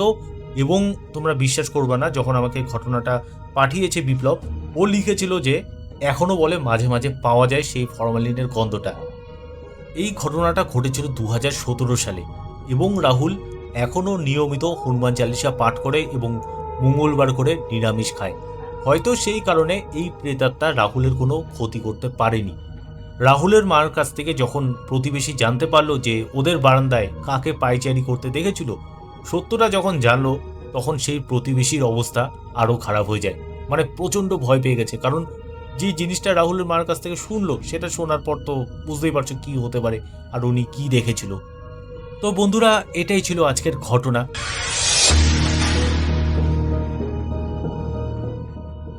আসসালামু আলাইকুম রাসেল ভাই, ধন্যবাদ ফুর্তি ফেমের সুযোগ করে দেওয়ার জন্য। আমি রাকিবুল হাসান। তবে আজকে যে ঘটনাটা আমি শেয়ার করবো এটা একটা অ্যাম্বুলেন্স চালকের ঘটনা। ওনার নাম ছিল শাফি, বয়স আনুমানিক ওনার যতটুকু জানতাম যে 37 বছরের কাছাকাছি। তো উনি এই ঘটনাটা তার সঙ্গে ঘটে যায় এবং সেই ঘটনাটা আজকে আমি শেয়ার করব। তো এই শাফি বহু বছর ধরে সে একই কাজ করছিল। রাত বেরাতে রোগী আনা নেওয়া, দুর্ঘটনার লাশ বহন করা, এসব তার কাছে স্বাভাবিক বিষয় হয়ে গিয়েছিল। কারণ সে তো আসলে রাসেল ভাই ও সবসময় রোগী নিয়ে আসা যাওয়া করে। তারপর অনেক লাশ আছে, বেওয়ারিশ লাশ, সব লাশ নিয়ে আসা করে। তো এদের ভিতরে তো আর ভয়টা আর নাই। মানে একটা মানুষ যে মারা গেলে কষ্ট হয়, এই অনুভূতিটা তাদের আর ভিতরে নাই। কিন্তু এক বর্ষার রাতে এমন একটি ঘটনা ঘটে যা পুরো জীবন বদলে দেয়। সেদিন গভীর রাত, আকাশে মেঘ, চারদিকে অন্ধকার। তো সাফি ইনি করছেন কি, একটি রোগী নামিয়ে দিয়ে হাসপাতালের দিকে ফিরছিল। রাস্তা ছিল প্রায় ফাঁকা। আর এই হাসপাতালটি আমি নাম বললে সবাই চিনে যাবে, কারণ কেননা ওই হাসপাতালটি খুবই মানে পরিচিত একটি হাসপাতাল। আমি এই জন্য বিষয়টা সিকিউরিটি পারপাসে আমি আসলে বললাম না রাসেল ভাই। হঠাৎ একটি বাঁক ঘুরতেই সামনে একটি রিক্সা চলে আসে। তো সাফি ব্রেক কষলেও আসলে ততক্ষণে কি হয়েছে রাসেল ভাই, দেরি হয়ে গেছে। একদম একটা ধাক্কার শব্দে চারদিকে একদম কেঁপে ওঠে। রিক্সাটি রাস্তার পাশে ছিটকে পড়ে যায়। রিক্সা চালক ঘটনাস্থলেই স্পট ডেড হয়ে যায়। সাফির মাথা ঘুরতে থাকে ওই সময়। সে গাড়ি থেকে নেমে দেখে লোকটি আর বেঁচে নেই।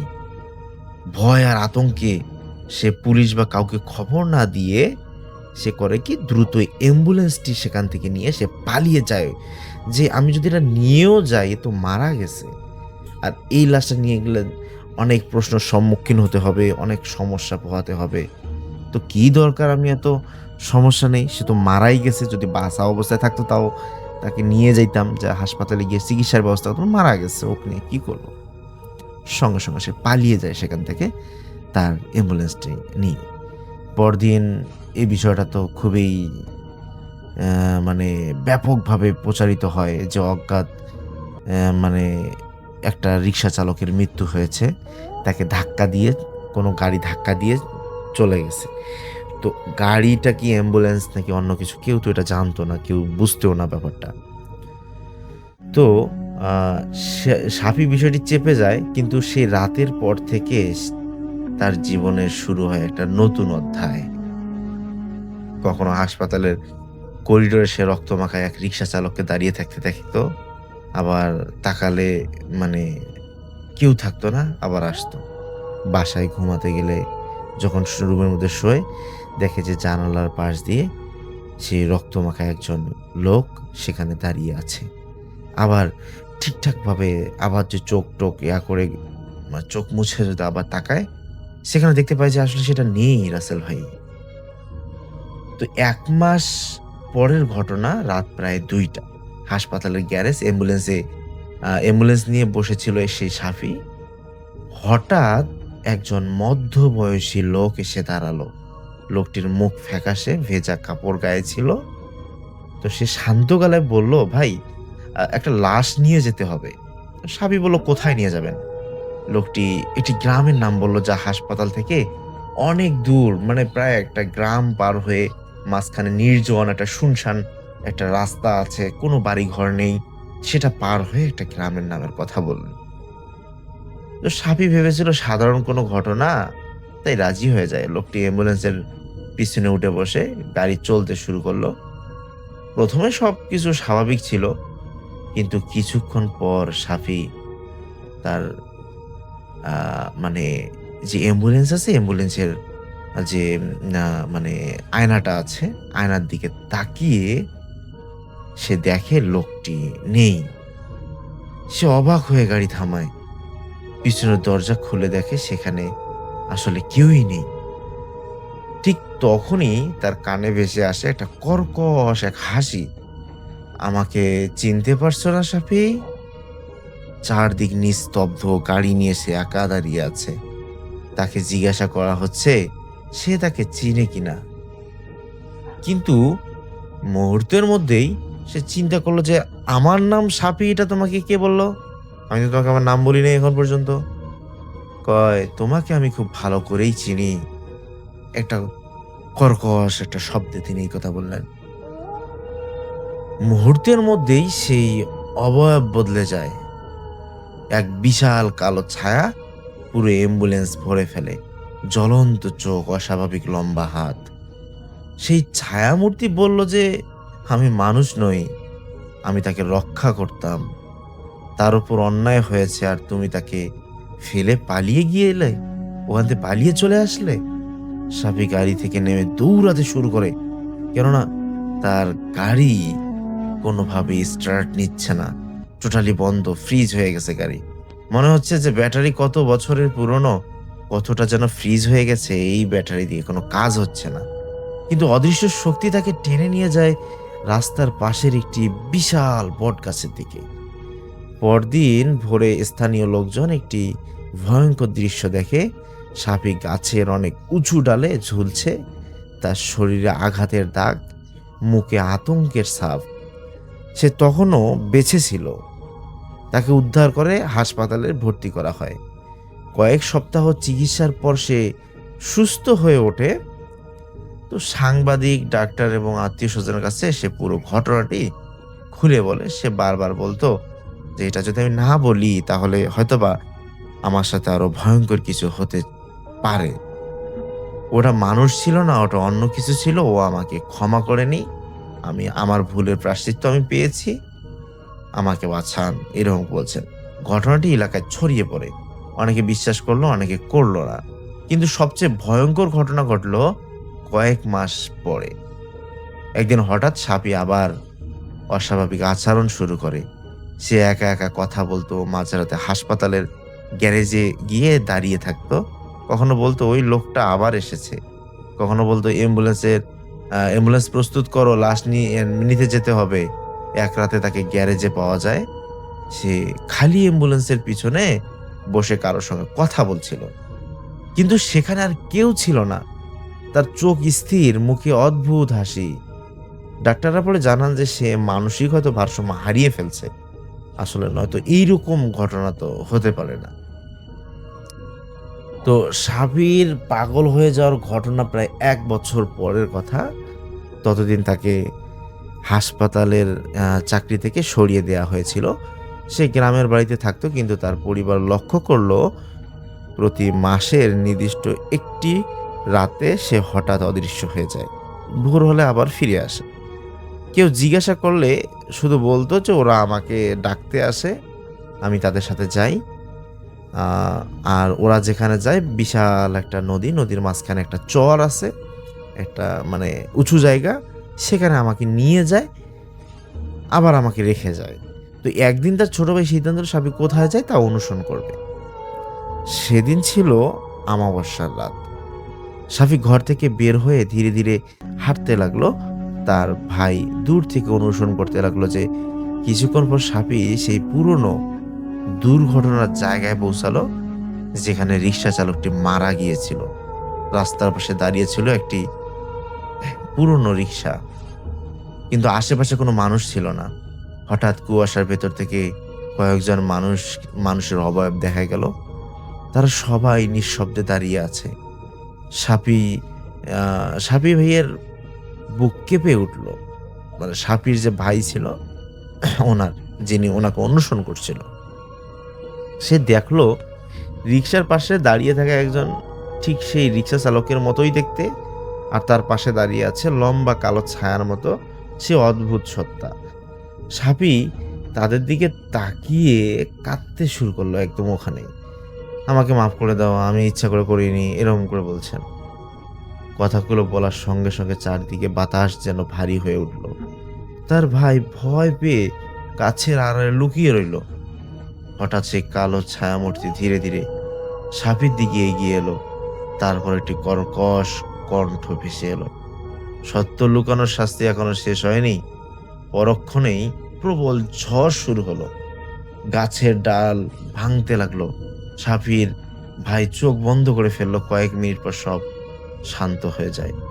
চোখ খুলে সে দেখে জায়গাটি সম্পূর্ণ ফাঁকা। সাফি নেই, রিক্সা নেই, কেউ নেই ওখানে। শুধু রাস্তার ওপর পড়ে আছে সাফির পুরনো অ্যাম্বুলেন্সের চাবি।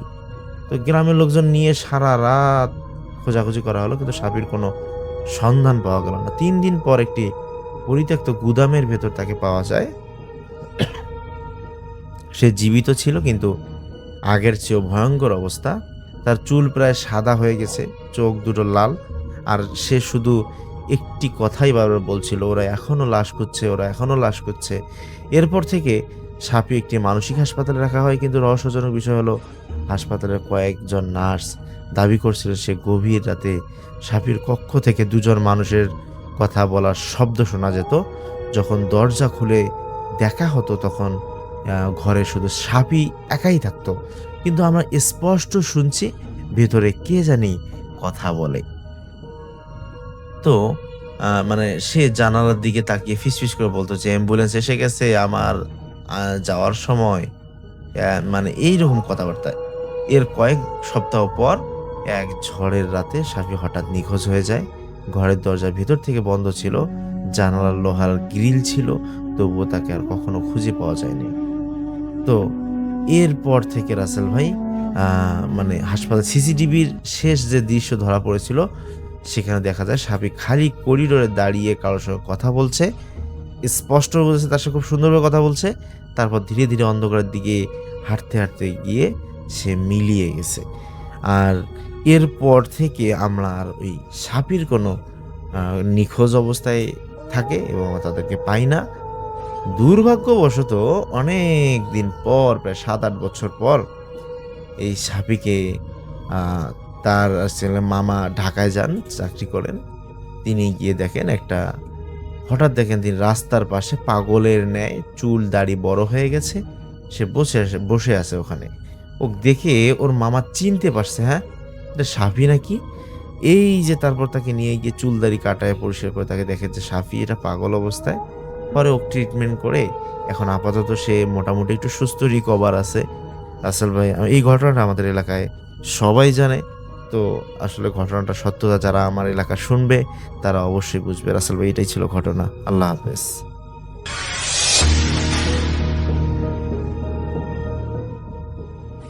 ভাই ও প্রিয় লিসেনার্স, আমি সাইফুল ইসলাম পাভেল, লিখছি কাতার থেকে।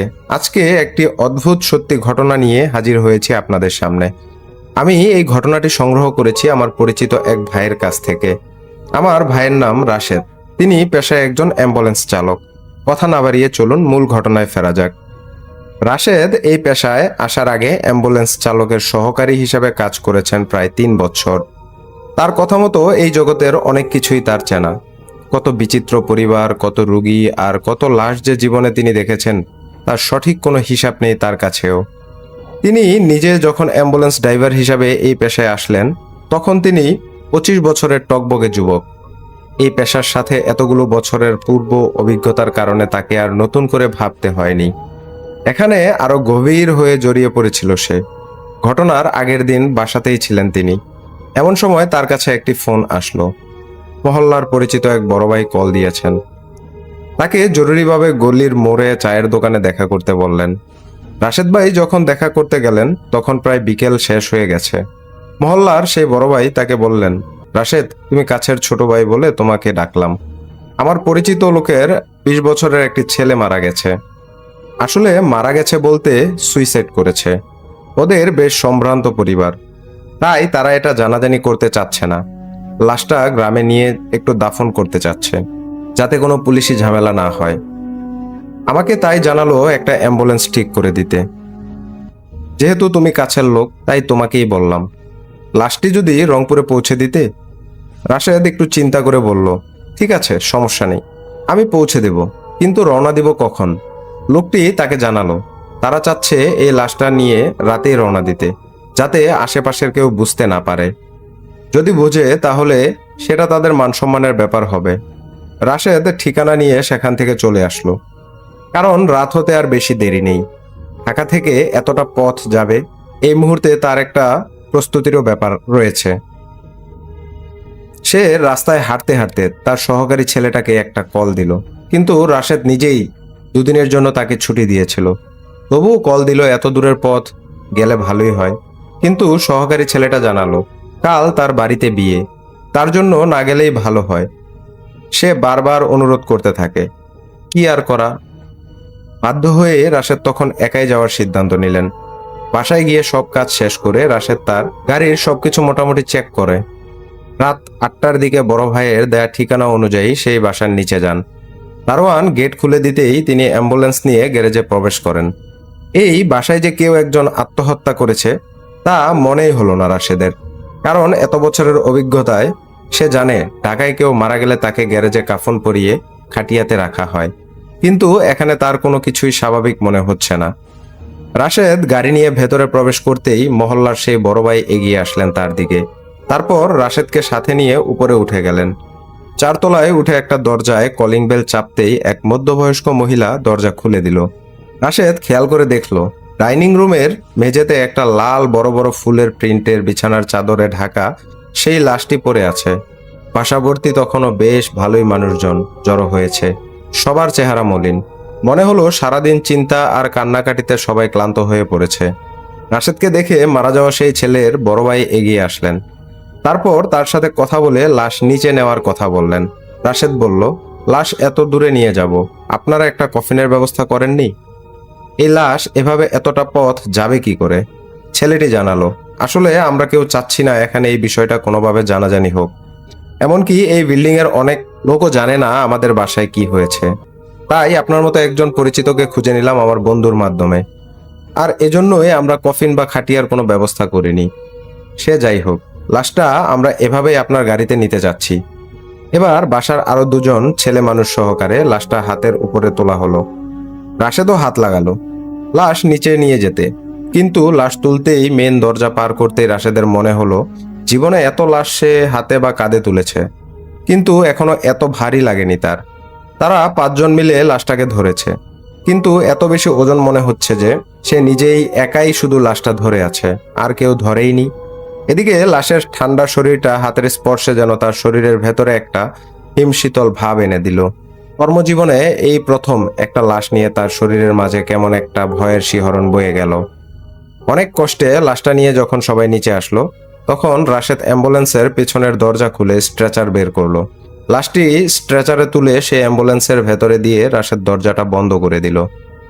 লাশটি তখনও সেই লাল চাদর দিয়েই ঢাকা। রাশেদ মহল্লার সেই বড় ভাইয়ের সাথে বাসার গেটের বাইরে আসলো চা খেতে। তখন দেখলো গেটের বাইরে আরো 2টি গাড়ি দাঁড়ানো, আর সেই গাড়ির 2 ড্রাইভার সেখানে দাঁড়িয়ে কথা বলছে। মহল্লার সেই বড় ভাই জানালো এই 2টা গাড়িও যাবে লাশের গাড়ির সাথে। সাথের 2 ড্রাইভারের সাথে পরিচয় হয়ে নিজেরা 4 জন মিলে গেল চা খেতে। চা খাবার এক ফাঁকে রাশেদ সেই বড় ভাইকে একটু দূরে ডেকে নিয়ে অবাক করা সুরে বলল, ভাই, একটা ব্যাপার খেয়াল করেছেন? লাশটা যখন মেঝে থেকে তুলে সিঁড়িতে নিয়ে আসলাম, মনে হলো অনেক ভারী কোনো ঠান্ডা বস্তু হাত দিয়ে ধরেছি, তাও আবার একা। আপনারা যে আমার সাথে ধরেছেন বুঝতেই পারছিলাম না। মহল্লার সেই বড় ভাই কিছুটা চিন্তিত মুখে বলল, আসলে রাশেদ ভাই, আমিও ঠিক এই ব্যাপারটা খেয়াল করেছি।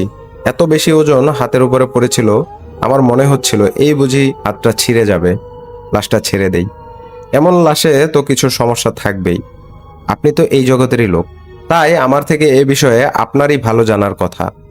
এরই মাঝে বাসার দারোয়ান এসে জানালো বাসার সবাই রওনা দেওয়ার জন্য তৈরি হয়ে বাসার নিচে অপেক্ষা করছে। অন্য 2 জন ড্রাইভার সহ সবাই চা খাওয়া শেষ করে ছুটলো বাসার দিকে। তারা তখন গেটের কাছে পৌঁছলো, তখন দেখলো লাশের সাথে পরিবারের সবাই এবং আত্মীয় যারা গ্রামে যাবে তারা যে যার মতো করে গাড়িতে উঠে পড়েছে। রাশেদের অ্যাম্বুলেন্সে যাওয়ার মতো আর কেউ বাকি নেই। রাশেদ তাদের আচরণে খানিকটা অবাকই হলো। তো বড় একটা পরিবার, এত কাছের মানুষ চারপাশে, কিন্তু আজ আর লাশের সাথে যাওয়ার মতো কেউ নেই। রাশেদকে বলা হলো গাড়ি আগে পরে যেমনই হোক না কেন গাড়ি নিয়ে এসে যেন রংপুর মেডিকেলের মোড়ে দাঁড়ায়। তো রাত 9টার দিকে সব কাজ শেষ করে তারা রওনা দিল। 2টা গাড়ির একটি সামনে, মাঝখানে রাশেদের গাড়ি, তারপর আরো একটা গাড়ি। গাড়ি যখন গাবতলী থেকে সাভার রোড হয়ে যাচ্ছিল, তখন রাতে থাকা জ্যামের কারণে গাড়িগুলো অনেকটা আগে পিছু হয়ে যায়। ফলে একটা সময় সে অন্য গাড়িগুলোর সামনে চলে যায়। গাড়ি যখন 22 মাইল মোড় পার হয়ে হাইওয়েতে নামলো, তখন প্রায় রাত 12টা। রাশেদ লাশের সাথে তখন একা। অ্যাম্বুলেন্সের রেয়ার ভিউ মিররে তখন লাশটা দেখলো সে। যেমনই রেখেছিল ঠিক তেমনই আছে, শুধু চাদরটা একটু একদিকে সরে গেছে। আজকের হাইওয়েটাও কেমন যেন অনেক বেশি শুনশান আর নিস্তব্ধ লাগছে রাশেদের কাছে।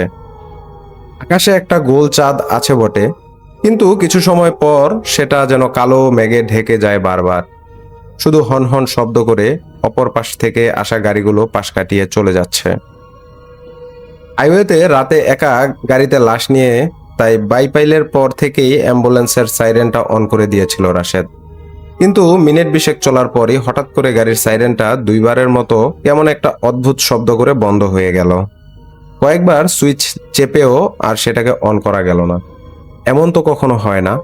সাইরেনের তার ছেড়ে গেল নাকি স্পিকার কেটে গেল? এটা দেখার জন্য গাড়ির ইমার্জেন্সি লাইট জ্বালিয়ে রাস্তার পাশে গাড়িটাকে দাঁড় করালো। গাড়ি থেকে নামার পর দেখলো চারপাশে আজ অনেক বেশি কালো অন্ধকার। জ্যোৎস্নাটাকে ঢেকে দিয়েছে বিশাল বড় এক কালো মেঘ।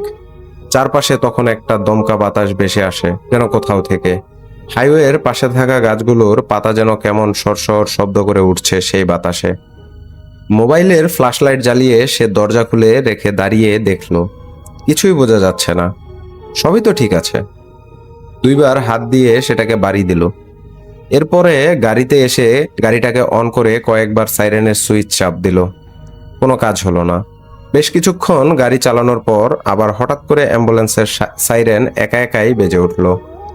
বেশ অবাক হলো রাশেদ। এত কিছু করে কোনো কিছুই হলো না, আবার একা থেকেই এই কাণ্ড।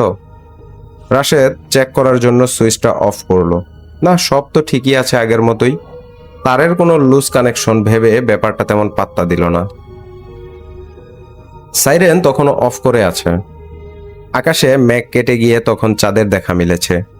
বাহিরে সেই দমকা বাতাসটাও অনেকটা কমে গিয়েছে। হঠাৎ ঘটল এক অদ্ভুত ব্যাপার। গাড়িতে থাকা রেডিওটা একাই অন হয়ে গেল, যেটা কখনোই সম্ভব না। অন হয়ে মনে হচ্ছে যেন ফ্রিকোয়েন্সি পাচ্ছে না ঠিক মতো। কেমন একটা শব্দ করে সাথে সাথে আবার অফ হয়ে গেল। আবার চারপাশ নিস্তব্ধ, মানে রেডিও যে অন করা হয়েছিল তেমন কোনো লক্ষণই নেই।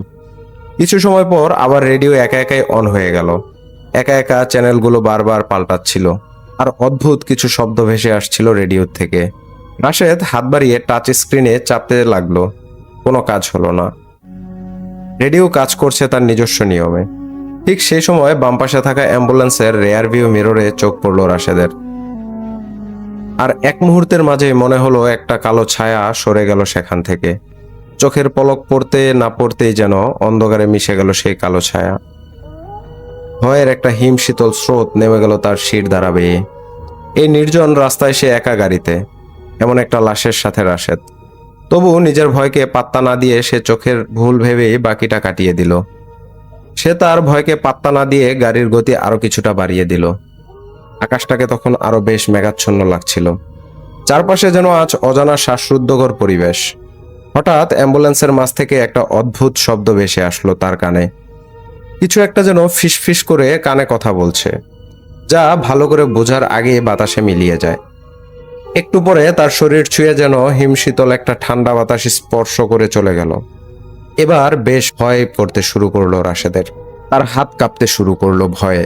গাড়ির গিয়ার পাল্টাতে গিয়েও বারবার ভুল করছিলেন সে। রাশেদ খেয়াল করলো রাস্তার দুই পাশে যে বড় বড় গাছগুলো ছিল, সেই গাছের ছায়াগুলো যেন আরো বেশি বড় হয়ে উঠেছে। সেই ছায়াগুলো গিলে ফেলেছে পুরো রাস্তাটাকে। আর তার গাড়িটা যেন ঢুকে যাচ্ছে সেই গহীন অন্ধকারে। গাছের ছায়ার দিকে তাকাতে তাকাতে সে দেখলো আরো ঘন কালো একটা অন্ধকার যেন গাড়ির উপর দিয়ে পার হয়ে সামনের অন্ধকারে গিয়ে মিলিয়ে গেল। রাশেদের মনে হলো অ্যাম্বুলেন্সের মাঝে থাকা লাশটা যেন একটু নড়ে উঠল হঠাৎ, যদিও সে জানে এটা কখনোই সম্ভব নয়। কিন্তু তার অনুভূতি তখন বলছিল ভিন্ন কিছু।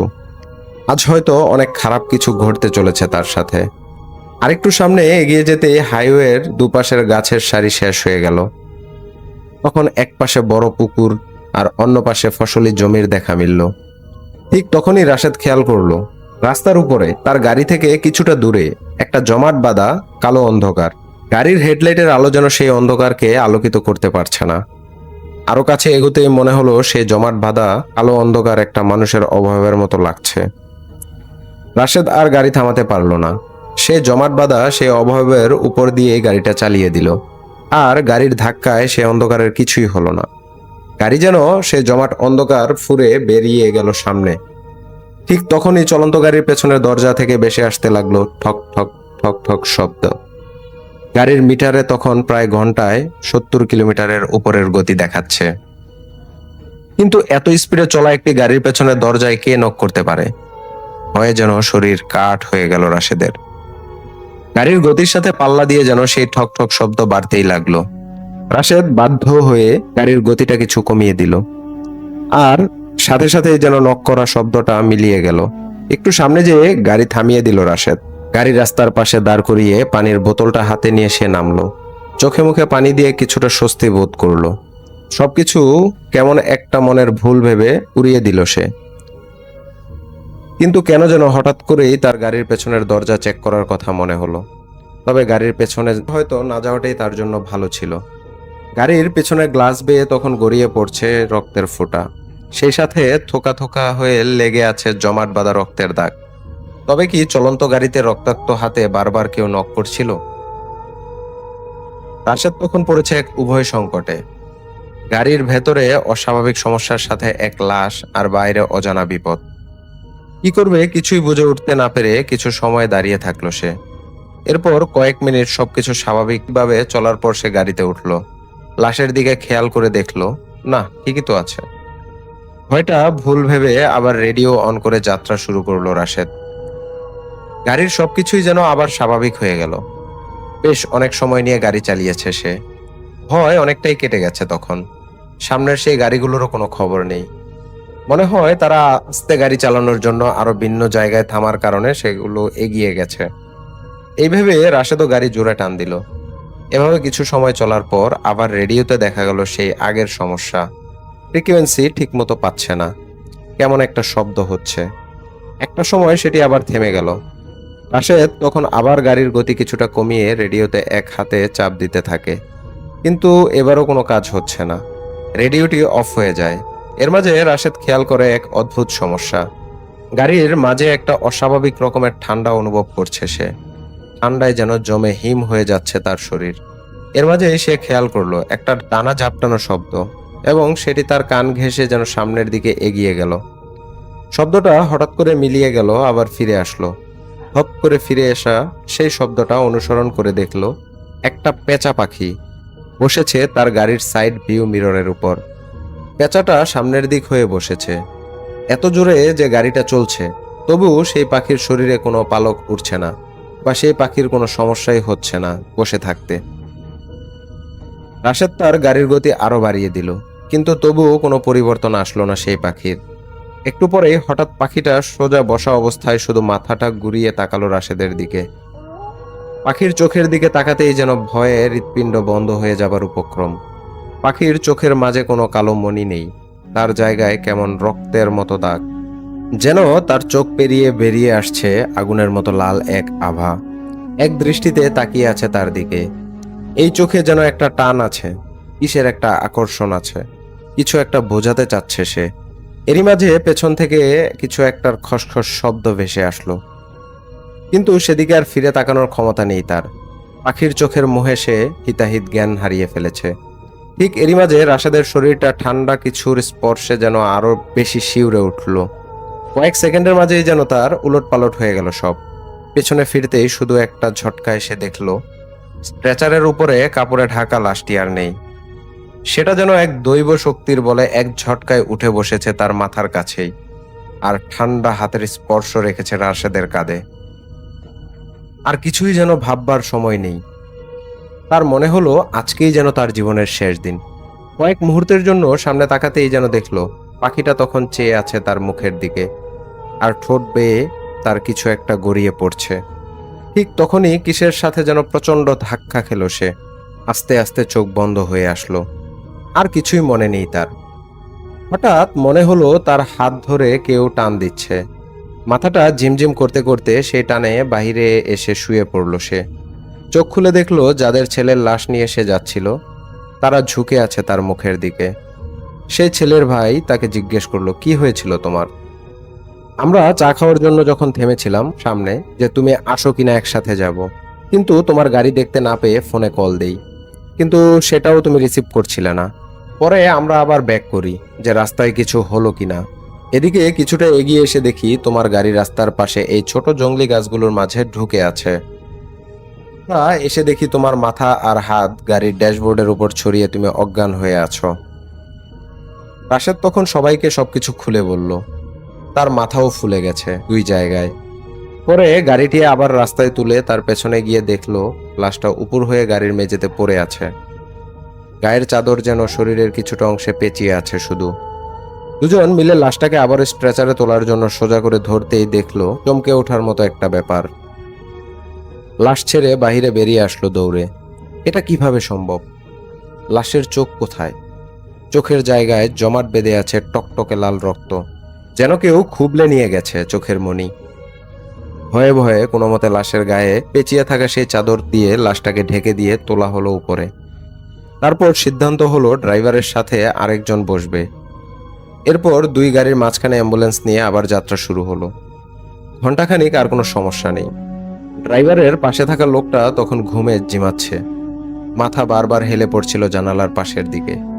ঠিক সেই সময় কানের পাশ দিয়ে কিছু একটা ডানা ঝাপটানোর শব্দে আবারও ফিরে এলো। সামনে তাকাতেই চিৎকার করে উঠলেন তিনি, বলতে লাগলেন, গাড়ি থামাও, গাড়ি থামাও, বলছি তাড়াতাড়ি। ড্রাইভার হঠাৎ এমন আচরণে চমকে যেয়ে তাড়াতাড়ি গাড়ি থামাতেই সেই লোকটি এক লাফ দিয়ে গাড়ি থেকে নেমে গেলেন। অন্য গাড়ি থেকে আরো কয়েকজন নেমে এসে জানতে চাইলেন কি হয়েছে। সে লোক তখন বলল, আমার ঘুমে একটু চোখ লেগে আসছিল, হঠাৎ কানের কাছে একটা ডানা ঝাপটানোর শব্দ শুনলাম।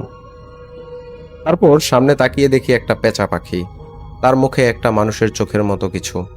আমি ভালো করেই তাকাতে সেই পাখিটা উড়ে সামনে একটি ঘন অন্ধকারের মাঝে ঢুকে গেল, আর সাথে সাথে সেই অন্ধকার থেকে কিছু একটা যেন গাড়ির সাথে ধাক্কা খেলো। আসলে ধাক্কা না, মনে হলো গাড়ি অন্ধকার ফুরে বের হয়ে গেল। আমার মনে হলো লাশটি বুঝি এই আমাদের পেছনে একটু নড়ে উঠল, আমি আর নিতে পারছি না এসব। এ লাশের সাথে সমস্যা আছে, আমি এভাবে লাশের সাথে যাব না। রাশেদ তখন বলল, জীবনে সে অনেক লাশ টেনেছে, সমস্যা হয়নি এমন না, কিছু না কিছু সমস্যা অনেক সময় হয়েছে, কিন্তু এবারের মতো এত ভয়ানক সমস্যা তার কখনো হয়নি।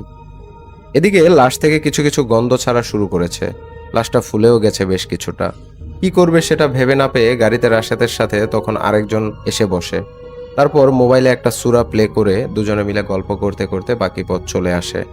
রাশেদ সাধারণত লাশ নিয়ে গেলে সেটা নামিয়ে দিয়ে সেখানে হালকা করে গাড়ি ধুয়ে তারপরে আসে, কিন্তু এবার তার সেটা করা হলো না।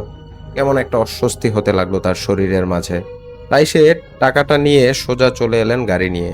এরপর ঢাকায় ফিরতে ফিরতে তার সন্ধ্যা হয়ে গেল। গাড়ি একটা গ্যারেজে নিয়ে ভালো করে ধুয়ে নিলেন।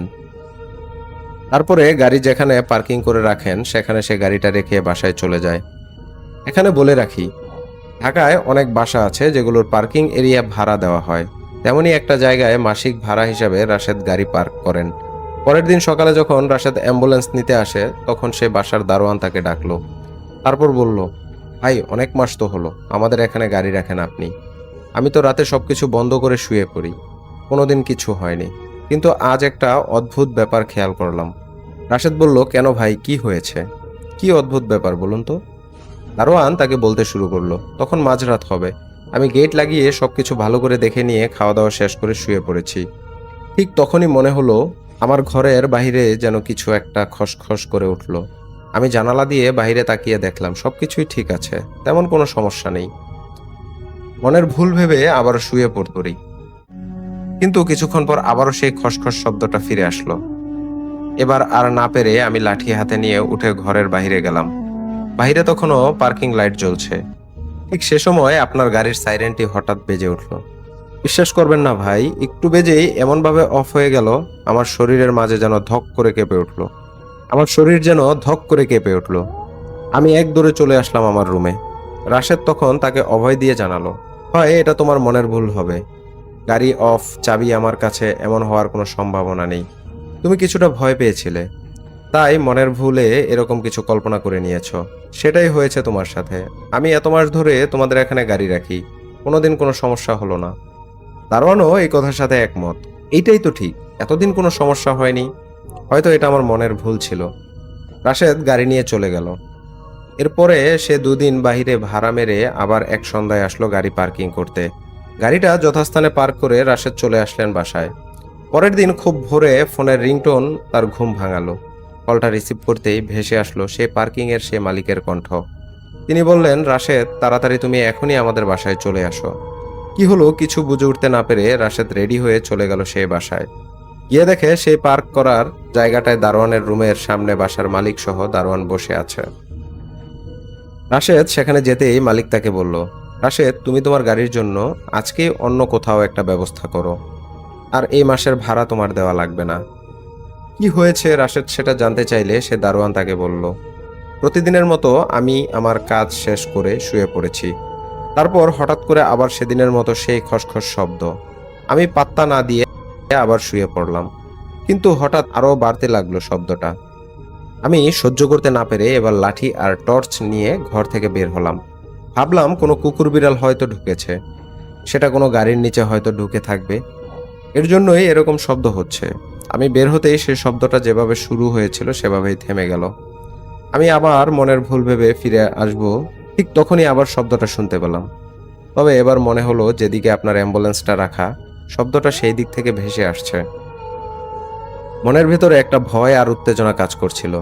আমি নিচু হয়ে সব গাড়ির নিচে টর্চ ফেললাম কয়েকবার, কিন্তু কোথাও কিছু নেই। শব্দটা তখনও হচ্ছিল। আমি ভয় কাটাতে ভাবলাম দেখি যে অ্যাম্বুলেন্সের দিকে কিছু আছে কিনা। আমি উঠে দাঁড়াতে মাথার উপরের লাইটটা দ্রুত কয়েকবার জ্বলে নিভে গেল, একবারে বন্ধ হয়ে গেল। পুরো গ্যারেজ তখন একবারে নিকষ কালো অন্ধকার হয়ে যেন বারবার আমার হাত পা গুটিয়ে যাচ্ছে। আমি তাই সেই শব্দটা অনুসরণ করে হাতের লাঠি শক্ত করে ধরে লাইট জ্বালিয়ে হেঁটে গেলাম আপনার গাড়ির দিকে। কিছুটা কাছে যেতেই আমি নিশ্চিত হলাম আপনার গাড়ির ভেতর থেকে শব্দটা ভেসে আসছে। আমি পিছন থেকে লাইট মারলাম ভেতরে, কিন্তু ঘোলা কাচের জন্য কিছুই দেখতে পেলাম না। তাই ভালো করে দেখার জন্য গাড়ির সামনে গেলাম। আমি যখন ঘুরে গাড়ির সামনে যাচ্ছি ঠিক তখনই দেখি এক অদ্ভুত টাইপের একটা পাখি আমার কানের পাশ দিয়ে উড়ে চলে গেল। ভয়ে থমকে গিয়ে মাটিতে পড়ে গিয়েছিলাম। নিজেকে কোনো রকমে সামলে নিয়ে আমি আবার যখন লাইটটা গাড়িতে ফেললাম, তখন আপনার ড্রাইভিং সিটের পাশের জানালায় দেখলাম ছোপ ছোপ রক্ত। আর দেখেই মনে হলো এই মাত্র কেউ হাত দিয়ে লাগিয়ে দিয়েছে জানালায়। ভয়ে খানিকটা পিছিয়ে এসে সামনে থেকে ভেতরে লাইটটা ফেললেই আমার জীবনের চূড়ান্ত ভয়টা পেলাম। একটা চাদরে ঢাকা মানুষের মতো কিছু শুয়ে আছে গাড়ির মাঝে। আমার চোখটা সেখানে পড়তেই একটা আবছা মুহূর্তে যেন আমি দেখতে পেলাম এক ঝটকায় সে চাদর সরিয়ে উঠে বসলো একটা আস্ত মানুষ। হাড় ঘুরিয়ে আমার দিকে তাকাতেই দেখতে পেলাম তার চোখের জায়গায় চোখ নেই, চোখের বদলে আছে একদলা রক্তপিণ্ড। আমি আমার চিন্তা শক্তি যেন হারিয়ে ফেলেছি। একটা চিৎকার দিয়ে দৌড়ে উপরে উঠে যাই সিঁড়ি দিয়ে। আমার চিৎকার শুনে মালিক বের হয়ে আসেন। তাকে সবটা সংক্ষেপে বলি। তিনি আমাকে সাথে নিয়ে আসতে চান, কিন্তু আমি আর সাহস পাচ্ছিলাম না নিচে আসতে। সেই সাথে তাকেও আসতে দেইনি। রাতটা আমি উপরেই তার বাসায় কাটিয়ে সকালে নিচে এসে দেখি কি হয়েছে। গাড়ির কাছে গিয়ে দেখি আমার হাতের লাঠিটা পড়ে আছে, আর গাড়ির জানালায় তখনও শুকিয়ে যাওয়া রক্তের দাগ। কিন্তু গাড়ির মাঝে চাদর বা মানুষের অস্তিত্ব নেই। আপনারা বিশ্বাস করবেন না হয়তো, আমার সাথে চলুন, আমি দেখাচ্ছি। রাশেদ সহ বাসার মালিক আর দারোয়ান এগিয়ে গেল গাড়িটার দিকে। গিয়ে দেখলো আসলেই তখনও ড্রাইভিং সিটের পাশে জানালায় রক্তের দাগ। রাশেদ গাড়ির পেছনের ডালা খুলে ভেতরে গেল আর দেখলো মেঝেতেও কয়েক ফোঁটা রক্তের দাগ। তার খুব ভালো করেই মনে আছে কাল রাতেও সে গাড়িটি ওয়াশ করে এনেছে। এসব রক্তের দাগ থাকার কোনো কারণই নেই। এসব কিছুর কোনো উত্তর না পেয়ে বাধ্য হয়ে রাশেদ তখন গাড়িটি নিয়ে গ্যারেজ থেকে বের হয়ে আসে। দুদিন পরে নতুন একটি গ্যারেজ খুঁজে সেখানে গাড়িটা রেখে দেয়, কিন্তু সেখান থেকেও পরের দিন সকালে তাকে জানানো হয় এই গাড়িটি রাখা যাবে না। কিন্তু তারা কোনো কারণ না বলেই গাড়ি বের করে দেয়। এভাবে প্রায় কিছুদিন যেতেই রাশেদ একটি হুজুরের সাথে দেখা করে। সেই হুজুর তাকে পরামর্শ দেয় গাড়িটি বিক্রি করে দেওয়ার জন্য। পরে রাশেদ সেই গাড়িটা একটা গাড়ির গ্যারেজের মালিকের কাছে বিক্রি করে দিয়ে নতুন একটি অ্যাম্বুলেন্স কিনে নেয়। তবে সেই ঘটনার কোনো ব্যাখ্যা আজও তার কাছে নেই। অদ্ভুত একটা অভিজ্ঞতা হয়ে রইল তার জীবনে শুধু। অন্য সবার মতো ভয় পেয়ে রাশেদ এখনও তার পেশা পরিবর্তন করেনি। কে জানে আজকে এই ঘটনা প্রচার হওয়ার সময় রাশেদ হয়তো কোনো নতুন লাশ নিয়ে ছুটে চলেছে নির্জন কোনো রাস্তায়, অচেনা কোনো গন্তব্যে। ভালো থাকুক সকল অ্যাম্বুলেন্স চালক।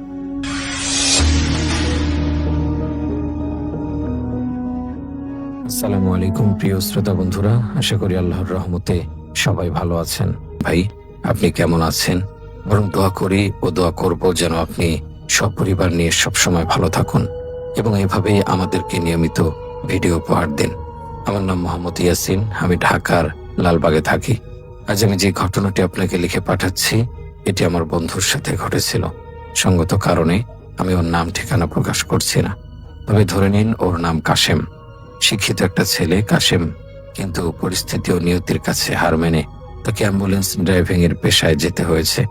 আসলে সে সম্পূর্ণই পরিস্থিতির শিকার ছিল। যাই হোক, তার অ্যাম্বুলেন্স পেশার জীবনে তার সাথে ঘটনাটি ঘটে। আমি ওর কাছ থেকেই শুনেছিলাম, তাই বেশি কথা না বাড়িয়ে সরাসরি মূল ঘটনায় চলে যাব। বলছেন কাশেম, জীবনের ৪৫টা বছর পার করে ফেলেছি, যার অর্ধেকের বেশি সময় কেটেছে এই অ্যাম্বুলেন্সের স্টিয়ারিং হাতে। চাকা ঘোরানোর শব্দ আর সাইরেনের আর্তনাদ আমার নিত্যদিনের সঙ্গী। কত শত মুমূর্ষু রোগীকে হাসপাতালে পৌঁছে দিয়েছি, আবার কত নিথর দেহ তাদের শেষ ঠিকানায় পৌঁছে দিয়েছি, তার কোনো সঠিক হিসাব আমার কাছে নেই। মৃত্যু আমার কাছে খুব সাধারণ একটা বিষয় হয়ে দাঁড়িয়েছিল। লাশ দেখলে ভয় পাওয়া তো দূরের কথা, কোনো অনুভূতি কাজ করতো না। মনে হতো এটাই তো জীবনের শেষ গন্তব্য। কিন্তু সেই রাতের ঘটনা আমার জীবনের সমস্ত বিশ্বাস আর সাহসকে নড়বড়ে করে দিয়েছিল। সেই রাত আমাকে শিখিয়েছিল দুনিয়াতে এমন কিছু খারাপ জিনিস আছে যা আমাদের সাধারণ বুদ্ধিতে ব্যাখ্যা করা যায় না। দর্শকবৃন্দ, আপনাদের দৃষ্টি আকর্ষণ করে কয়েক সেকেন্ড সময় চাচ্ছি। আপনাদের জন্য একটি বিশাল সুখবর। সাম্প্রতিক সময়ে আপনাদের জন্য আমরা একটি পারফিউম স্টোর খুলেছি। আপনাদের মধ্যে যারা পারফিউম অথবা আতর ব্যবহার করতে পছন্দ করেন তাদের জন্য আমাদের শপটি হবে বেস্ট। পারফিউম শুধু সুঘ্রাণ ছড়ায় তা নয়, বরং আপনার ব্যক্তিত্বকে প্রকাশ করতে 2 ফোঁটা পারফিউমের ভূমিকা অপরিসীম। তাই বিস্তারিত জানতে অবশ্যই ডিসক্রিপশন বক্সে ও পিন কমেন্টে দেওয়া হোয়াটসঅ্যাপ নাম্বারে অথবা ওয়েবসাইট ভিজিট করার অনুরোধ রইল। আপনাদের মনোযোগ এবং সময় দেওয়ার জন্য অসংখ্য ধন্যবাদ। এখন আমরা ফিরে যাব ঘটনায়। সেদিন ছিল মাঘ মাসের হাড় কাঁপানো শীতের রাত। ঘড়ির কাঁটায় তখন রাত 2টো বেজে 15 মিনিট। আমি মাত্র একটা লাশ ডেলিভারি দিয়ে স্টেশনে ফিরেছিলাম। শরীরটা আর চলছিল না। সারাদিনের ধকল শেষে চোখ দুটো ঘুমে জড়িয়ে আসছিল। ভেবেছিলাম আজ আর ডিউটি নেব না। গ্যারেজের পেছনের ছোট ঘরটায় গিয়ে কম্বল মুড়ি দিয়ে ঘুমিয়ে পড়ব। ফ্লাক্স থেকে ধোয়া ওঠা চা ঢেলে মাত্র এক চুমুক দিয়েছি, ঠিক তখনই মোবাইলটা কর্কশ শব্দে বেজে উঠল। হাসপাতালের এমার্জেন্সি নাম্বারের রিংটোন। বিরক্তি নিয়ে ফোনটা ধরতেই ওপাশ থেকে সুপারভাইজারের গলা ভেসে এলো, কাশেম ভাই, আরেকটা ট্রিপ মারতে হবে, এমার্জেন্সি, পাশের জেলা সদরে একটি বোর্ডে নিয়ে যেতে হবে। আমার মনটা একদম সায় দিচ্ছিল না, শরীর বলছিল না কাশেম আজ আর না। কিন্তু অ্যাম্বুলেন্স ড্রাইভারদের জীবনে না বলার সুযোগ খুব কম। মানুষের বিপদে পাশে দাঁড়ানোই আমাদের ধর্ম। তাছাড়া সুপারভাইজার যখন বলল যে মৃতদেহটি একজন বয়স্ক মানুষের এবং তার পরিবার খুব অসহায় অবস্থায় আছে, তখন আর না করতে পারলাম না। টাকার লোভে নয়, বরং এক অজানা কর্তব্যের টানেই রাজি হয়ে গেলাম। আমি মনে মনে হিসাব কষলাম, রাস্তা যদি ফাঁকা থাকে তবে বড়জোর 2 থেকে 2.5 ঘন্টার মামলা। লাশটা বুঝিয়ে দিয়ে ফজরের আগেই ফিরে এসে ঘুমানো যাবে। গাড়ির চাবিটা হাতে নিয়ে গ্যারেজের দিকে এগোলাম। কিন্তু সমস্যা হলো, আজ আমার নিয়মিত হেল্পার মফিস সাথে নেই। ছেলেটা গত 2 দিন ধরে ভীষণ জ্বরে ভুগছে। অন্য কাউকে ডাকারও সময় নেই। অগত্যা ঠিক করলাম একাই যাব। একা ড্রাইভ করা আমার জন্য নতুন কিছু নয়, কিন্তু লাশ নিয়ে একা এত রাতে হাইওয়েতে বের হওয়ার মধ্যে একটা অস্বস্তি কাজ করে। তবু বিসমিল্লাহ বলে গাড়ির দরজা খুললাম। পেছনের স্ট্রেচারে সাদা কাপড়ে মোড়ানো বৃদ্ধের লাশটা তোলা হলো। লাশটা যখন আমার গাড়িতে তোলা হচ্ছিল, তখন আমি একবারের জন্য কাপড়টা সরিয়ে মুখটা দেখেছিলাম। ধবধবে সাদা দাড়ি, কপালের ভাঁজ পড়া চামড়া।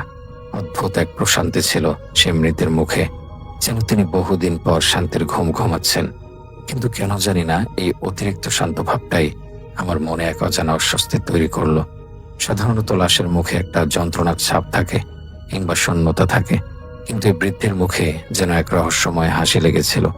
মনে হচ্ছিল তিনি এমন কিছু জানেন যা আমরা জীবিতরা জানি না। একটা শীতল স্রোত আমার মেরুদণ্ড বেয়ে নেমে গেল।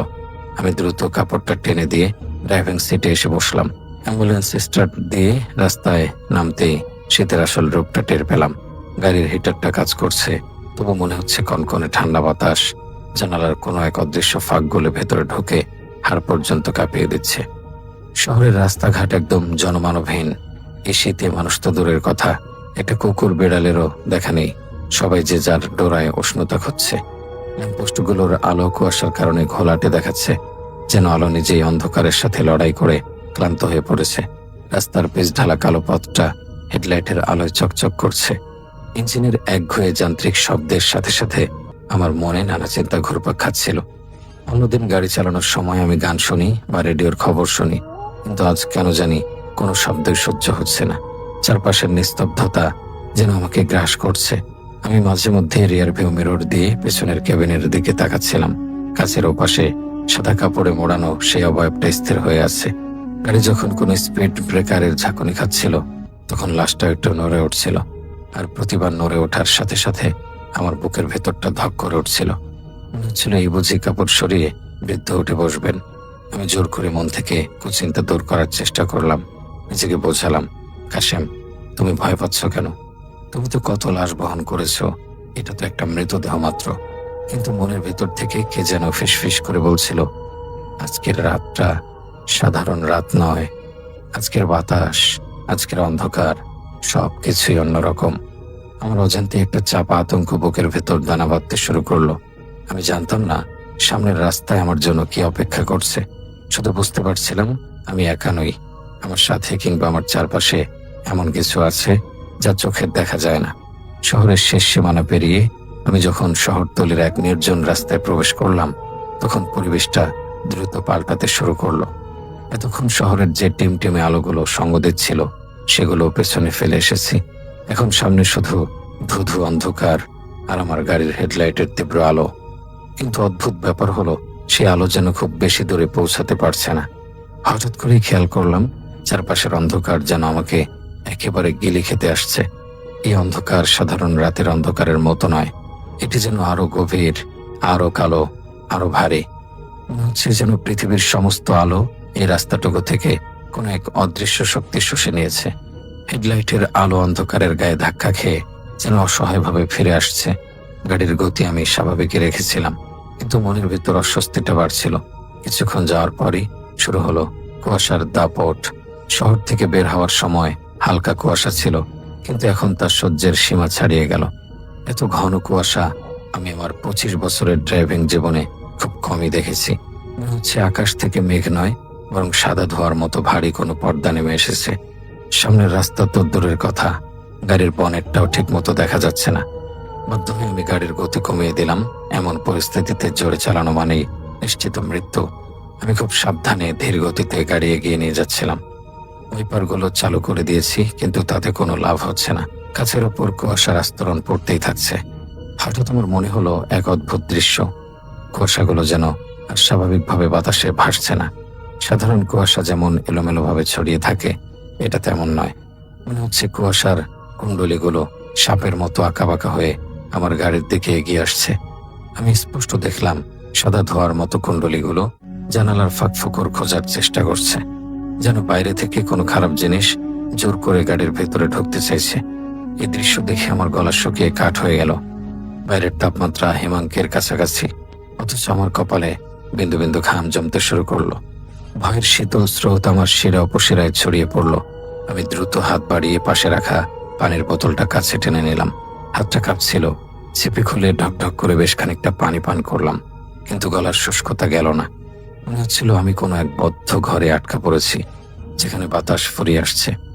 আমি দ্রুত ড্যাশবোর্ডের দিকে ঝুঁকে সবকটি জানালার কাজ পুরোপুরি তুলে লক করে দিলাম।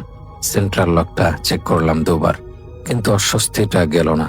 মনে হচ্ছে গাড়ির ভেতরের বাতাসও ভারী হয়ে আসছে, যেন অক্সিজেনের বদলে অন্য কোনো ভারী গ্যাস সেখানে জায়গা করে নিচ্ছে।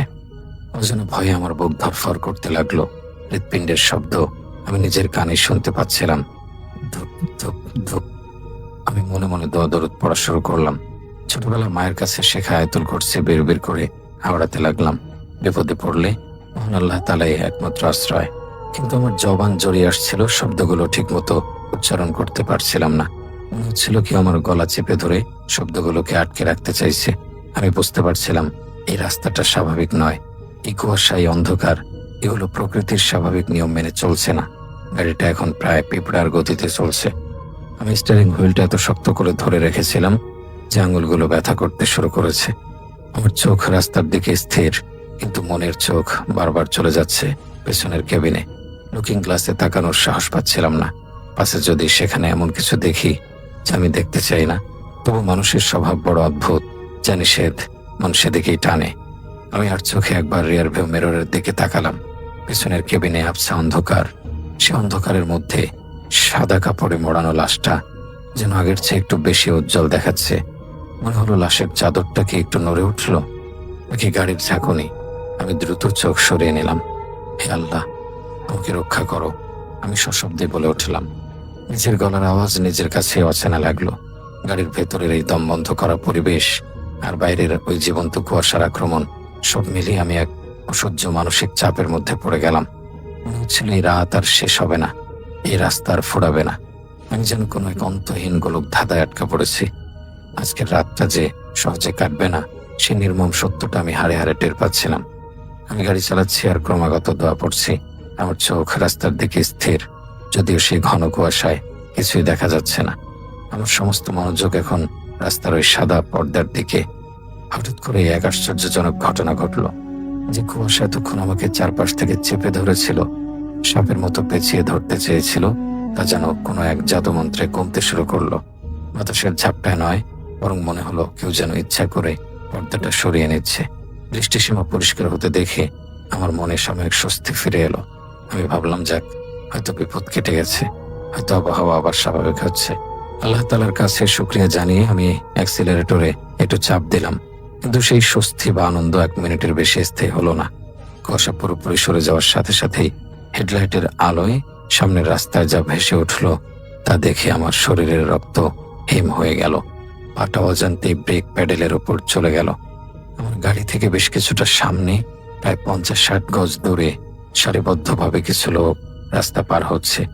এত রাতে এই নির্জন হাইওয়েতে মানুষ থাকাটাই তো অস্বাভাবিক, কিন্তু তার চেয়েও ভয়ঙ্কর ছিল তাদের চেহারা এবং আচরণ। তাদের সবার পরনে একই রকম ধবধবে সাদা পোশাক, মাথা থেকে হাঁটু পর্যন্ত সাদা রঙের শীতের চাদর দিয়ে এমনভাবে ঢাকা যে তাদের শরীরের কোনো অংশই দেখা যাচ্ছে না। মুখগুলো চাদরের আড়ালে ঢাকা, তাই স্পষ্ট বোঝা যাচ্ছে না। তবে যে বিষয়টি আমাকে সবচেয়ে বেশি আতঙ্কিত করলো তা হলো তাদের উচ্চতা। লোকগুলো সাধারণ মানুষের উচ্চতার নয়। হেডলাইটের আলোয় তাদের ছায়াগুলো দীর্ঘ হয়ে রাস্তার ওপাশে পড়েছে। তারা প্রত্যেকেই লম্বায় অন্তত 7 থেকে 8 ফুটের মতো হবে। অস্বাভাবিক রকমের লম্বা সে অবয়বগুলো একে অপরের পেছনে সারিবদ্ধভাবে হাঁটছে। মোট 5 থেকে 7 জনের মতো হবে সেই ছায়ামূর্তিগুলো। সবার হাঁটার ধরন, পোশাক, উচ্চতা সবকিছু হুবহু এক। মনে হচ্ছে যেন একই ছাঁচে ঢালা কোনো পুতুল বা যান্ত্রিক কিছু হেঁটে যাচ্ছে। তাদের হাঁটার মধ্যে কোনো ছন্দ নেই, কোনো প্রাণের স্পন্দন নেই। পা ফেলছে কিন্তু যেন মাটিতে কোনো শব্দ হচ্ছে না। তারা কোনো দিকে তাকাচ্ছে না, ডানে বা বামে কোনো দিকেই তাদের ভ্রুক্ষেপ নেই। শুধু যান্ত্রিকভাবে এক পাশ থেকে অন্য পাশে রাস্তা পার হয়ে যাচ্ছে। আমি গাড়িটা প্রায় থামিয়ে দিলাম। আমার হাত পা কাঁপছে, বুকের ভেতর ধাপ করে উঠল এমন জোরে যে মনে হলো পাঁজর ভেঙে যাবে। আমার ষষ্ঠ ইন্দ্রিয় বা সিক্স সেন্স চিৎকার করে বলল, কাশেম পালা, এরকম স্বাভাবিক মানুষ নয়, এরা এই পৃথিবীর কেউ নয়। এত রাতে আশেপাশে কোনো গ্রাম বা জনবসতি নেই, সেখানে এমন অদ্ভুত দর্শন একদল লোক কোত্থেকে আসবে? আর সবাই একই রকম সাদা চাদর কেন পরে থাকবে? তাদের উচ্চতাই বা এত বেশি কেন? হাজারো প্রশ্ন আমার মাথায় ঘুরপাক খেতে লাগলো, কিন্তু কোনো উত্তর পেলাম না। শুধু এক তীব্র ভয় আমাকে আষ্টে পৃষ্ঠে জড়িয়ে ধরলো। মনে হলো আমি যদি এখন হর্ন দেই বা কোনো শব্দ করি তাহলে ওরা আমার দিকে তাকাবে, আর ওরা তাকালেই আমার শেষ। আমি কি করব বুঝতে পারছিলাম না। গাড়ি ঘুরিয়ে চলে যাব নাকি অপেক্ষা করব, কিন্তু পেছনে ফেরার উপায় নেই। রাস্তা সরু, ভয় আমার হাত পা অবশ্যই আসছিল। মনে হচ্ছিল স্টিয়ারিং হুইলটা বরফের মতো ঠান্ডা হয়ে গেছে। আমি আরো জোরে জোরে আল্লাহর নাম জপতে শুরু করলাম। লা ইলাহা ইল্লাল্লাহ। আমার ঠোঁট কাঁপছে, মনে প্রাণে ফরিয়াদ করতে লাগলাম, হে আল্লাহ, আমাকে এই বিপদ থেকে উদ্ধার করো, আমাকে সহি সালামতে বাড়ি ফেরার তৌফিক দাও। আমি গাড়ির গতি একদম কমিয়ে দিয়েছিলাম। গাড়িটা এখন গড়িয়ে গড়িয়ে চলছে। মন্ত্রমুগ্ধের মতো আমি সেই অদ্ভুত জিনিসগুলোর রাস্তা পার হওয়া দেখতে লাগলাম। মনে হচ্ছিল সময় থমকে গেছে, প্রতিটা সেকেন্ড যেন এক এক ঘন্টার সমান। ওই সাদা অবয়বগুলো ধীরালয়ে রাস্তা পার হচ্ছে, আর আমি গাড়ির ভেতরে বসে পাথরের মতো জমে আছি। আমার মনে হলো আমি কোনো এক দুঃস্বপ্নের মধ্যে আছি, যেখান থেকে জেগে ওঠার কোনো উপায় নেই। এই ছায়ামূর্তিগুলো কি কোনো খারাপ জিনিস, নাকি কোনো অশরীরী বা অন্য কোনো জগৎ থেকে আসা কেউ? আমার জানা নেই, শুধু জানি এই দৃশ্য দেখার জন্য আমি প্রস্তুত ছিলাম না। আমার সেই মুহূর্তের অনুভূতি ভাষায় প্রকাশ করা কঠিন। আমি গাড়ির গতি কমিয়ে প্রায় থামিয়ে দিয়েছিলাম। ইঞ্জিনের শব্দটা তখন খুব ক্ষীণ, যেন গাড়িটাও ভয়ে দম বন্ধ করে আছে। আমার চোখ স্থির ছিল সামনের সেই লম্বা সাদা মূর্তিগুলোর দিকে। তারা ধীর পায়ে কোনো শব্দ না করে একে একে রাস্তা পার হয়ে রাস্তার পাশের গভীর অন্ধকারে মিলিয়ে গেল। রাস্তার ওই পাশটায় ঘন জঙ্গল আর খাদ। তারা সেখানে নামলো নাকি হাওয়ায় মিলিয়ে গেল তা আমি ঠাউর করতে পারলাম না। সর্বশেষ মূর্তিটি যখন অন্ধকারের আড়ালে চলে গেল, তখন আমি যেন কিছুটা ধাতস্থ হলাম। বুকের ওপর চেপে বসা ভারী পাথরটা যেন একটু সরল। আমি বড় একটা শ্বাস নিলাম, নিজের মনকে প্রবোধ দেওয়ার চেষ্টা করলাম। ভাবলাম, কাশেম, তুই হয়তো ভুল দেখেছিস। এতক্ষণ টানা গাড়ি চালানোর ক্লান্তি, তার উপর কুয়াশার খেলা, সব মিলিয়ে হয়তো চোখের ধাঁধা ছিল। মনের ভুলও তো হতে পারে। নিজেকে সাহস দেওয়ার আপ্রাণ চেষ্টা করলাম। বিড়বিড় করে বললাম, আল্লাহ ভরসা, যা হওয়ার হয়েছে। তারপর কাঁপা কাঁপা পায়ে অ্যাক্সেলারেটরে চাপ দিলাম। গাড়ির স্পিড বাড়তে শুরু করলো। আমার এখন একটাই লক্ষ্য, যত দ্রুত সম্ভব এই অভিশপ্ত জায়গাটা পার হওয়া। আমি চাইছিলাম বাতাসের বেগে ওই স্থানটি অতিক্রম করতে, যাতে ওই বিষাক্ত বাতাস আমাকে স্পর্শ করতে না পারে। গাড়িটি যখন সে নির্দিষ্ট স্থানটি যেখান দিয়ে অবয়বগুলো পার হয়েছিল অতিক্রম করে কিছুটা সামনে এগিয়ে গেল, তখন আমার মনে হলো একবার পেছনে ফিরে দেখা দরকার। মানুষের মন বড় বিচিত্র। ভয়ের উৎসটা সত্যিই চলে গেছে কিনা তা নিশ্চিত হওয়ার জন্য এক অদম্য কৌতূহল কাজ করে। আমি অবচেতন মনেই ডান পাশের সাইড মিরর বা লুকিং গ্লাসের দিকে তাকালাম। আর তখনই আমি দেখলাম আমার জীবনের সবচেয়ে ভয়ঙ্কর দৃশ্য, যা আমার রুহ পর্যন্ত কাঁপিয়ে দিল। সেই দৃশ্য দেখার পর আমার শরীরের রক্ত যেন মুহূর্তের মধ্যে বরফ হয়ে গেল। আয়নায় আমি স্পষ্ট দেখলাম সেই মানুষরূপী লম্বা জিনিসগুলো ঠিক আগের জায়গাতেই দাঁড়িয়ে আছে। তারা জঙ্গলে যায়নি, তারা মিলিয়েও যায়নি। তারা রাস্তার ঠিক মাঝখানে দাঁড়িয়ে আছে, যেখান দিয়ে আমি মাত্রই পার হয়ে এসেছি। কিন্তু এবার তাদের দাঁড়ানোর ভঙ্গিমা ভিন্ন। রাস্তা পার হওয়ার সময় তারা ছিল সারিবদ্ধ, কিন্তু এখন তারা সবাই জটলা পাকিয়ে দাঁড়িয়ে আছে। এবং সবচেয়ে ভয়ের ব্যাপার হলো তাদের সবার মুখ এখন ফেরানো আমার গাড়ির দিকে। সাদা চাদরের আড়ালে তাদের মুখ দেখা যাচ্ছিল না, সেখানে ছিল কেবল নিখোশ কালো অন্ধকার। কিন্তু আমি অনুভব করলাম ওই অন্ধকারের ভেতর থেকে অনেকগুলো চোখ আমার দিকে তাকিয়ে আছে। তারা সবাই আমার চলে যাওয়ার দৃশ্যের দিকে তাকিয়ে আছে। তাদের সেই স্থির নিস্তব্ধ দাঁড়িয়ে থাকা যেন কোনো অশুভ ইঙ্গিত বহন করছিল। মনে হচ্ছিল তারা আমাকে বলছে, তুমি আমাদের দেখেছো, আমরাও তোমাকে দেখেছি, তুমি পালাতে পারবে না। ওই মুহূর্তে আমি বুঝতে পারলাম এগুলো মনের ভুল ছিল না, এগুলো কুয়াশার খেলা ছিল না, এগুলো ছিল জলজান্ত কোনো খারাপ জিনিস, কোনো অশুভ ছায়ামূর্তি যারা এই নির্জন রাতে এখানে উৎপেতে ছিল। তাদের এই স্থির চাহনি আমার মেরুদণ্ড দিয়ে এক হিমশীতল স্রোত নামিয়ে দিল। ভয় আমার সারা শরীর ঘামে ভেজে গেল। যদিও বাইরের তাপমাত্রা ছিল হিমাঙ্কের নিচে, আমার মনে হলো হৃৎপিণ্ডটা বুঝি বুকের খাঁচা ভেঙে বেরিয়ে আসবে। গলার কাছে কলিজাটা চলে এসেছে বলে মনে হলো। আমি দ্রুত চোখ সরিয়ে নিলাম আয়না থেকে।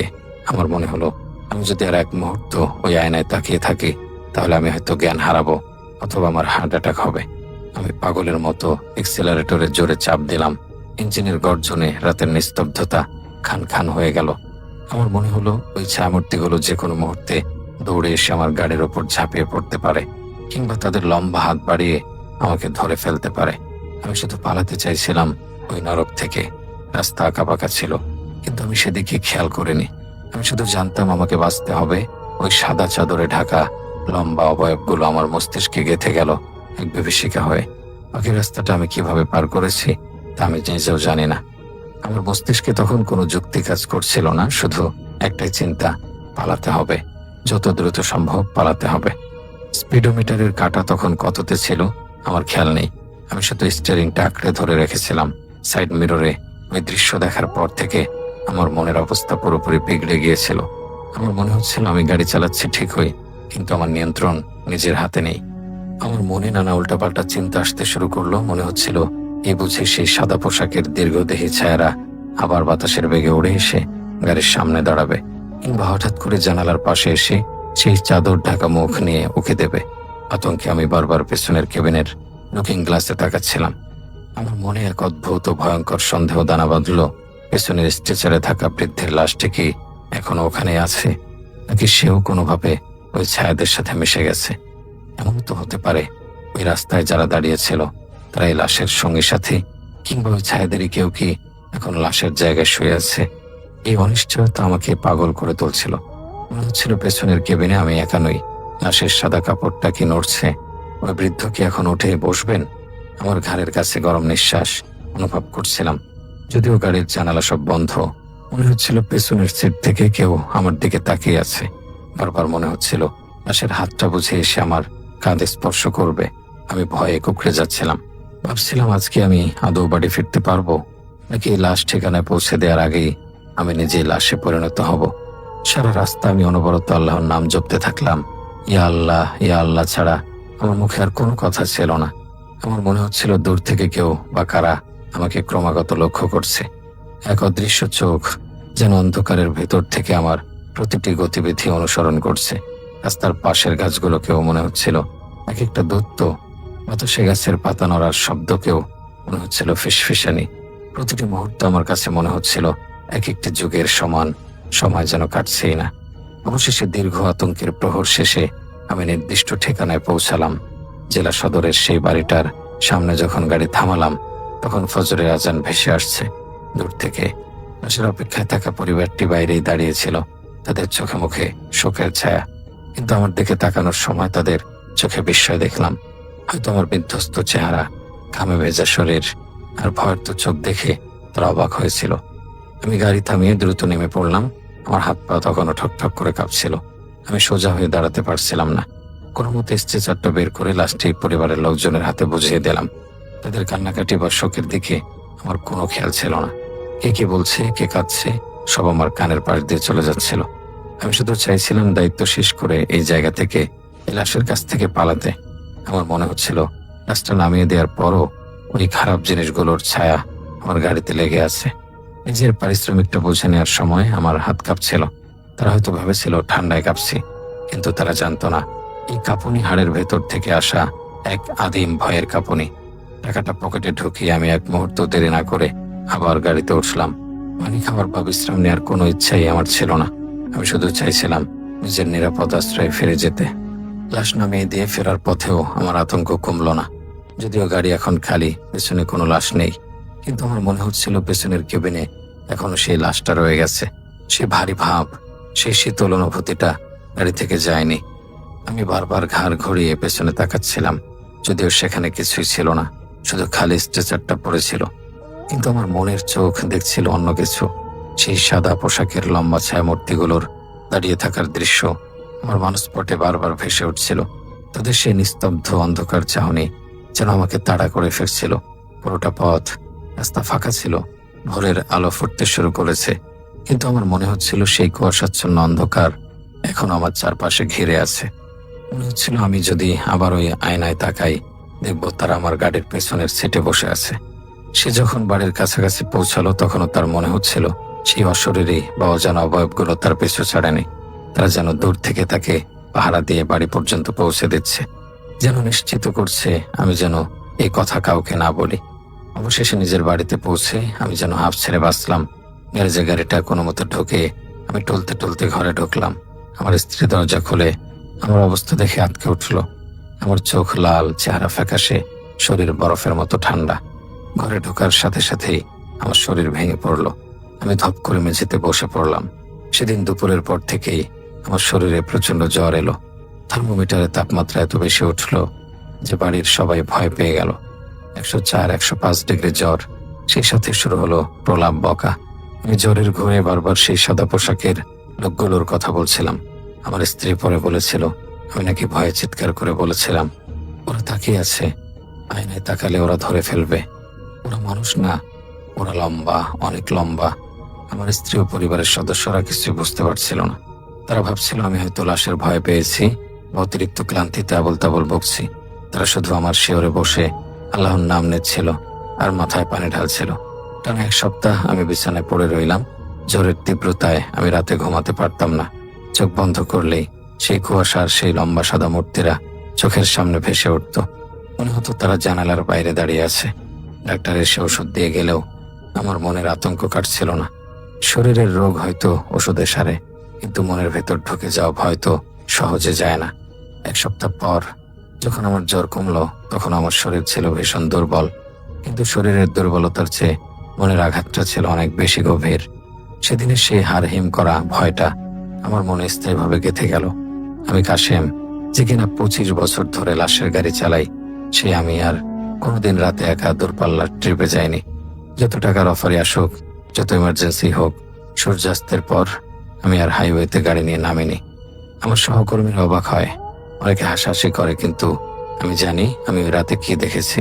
সেই কনকনে শীতের রাতের বিভীষিকা, সেই সাদা চাদরে ঢাকা লম্বা অবয়বগুলো আর আয়নায় তাদের ঘুরে তাকানোর দৃশ্য, এগুলো আমি মৃত্যু পর্যন্ত ভুলতে পারবো না। সেই খারাপ জিনিসগুলো আজও আমার দুঃস্বপ্নে ফিরে আসে।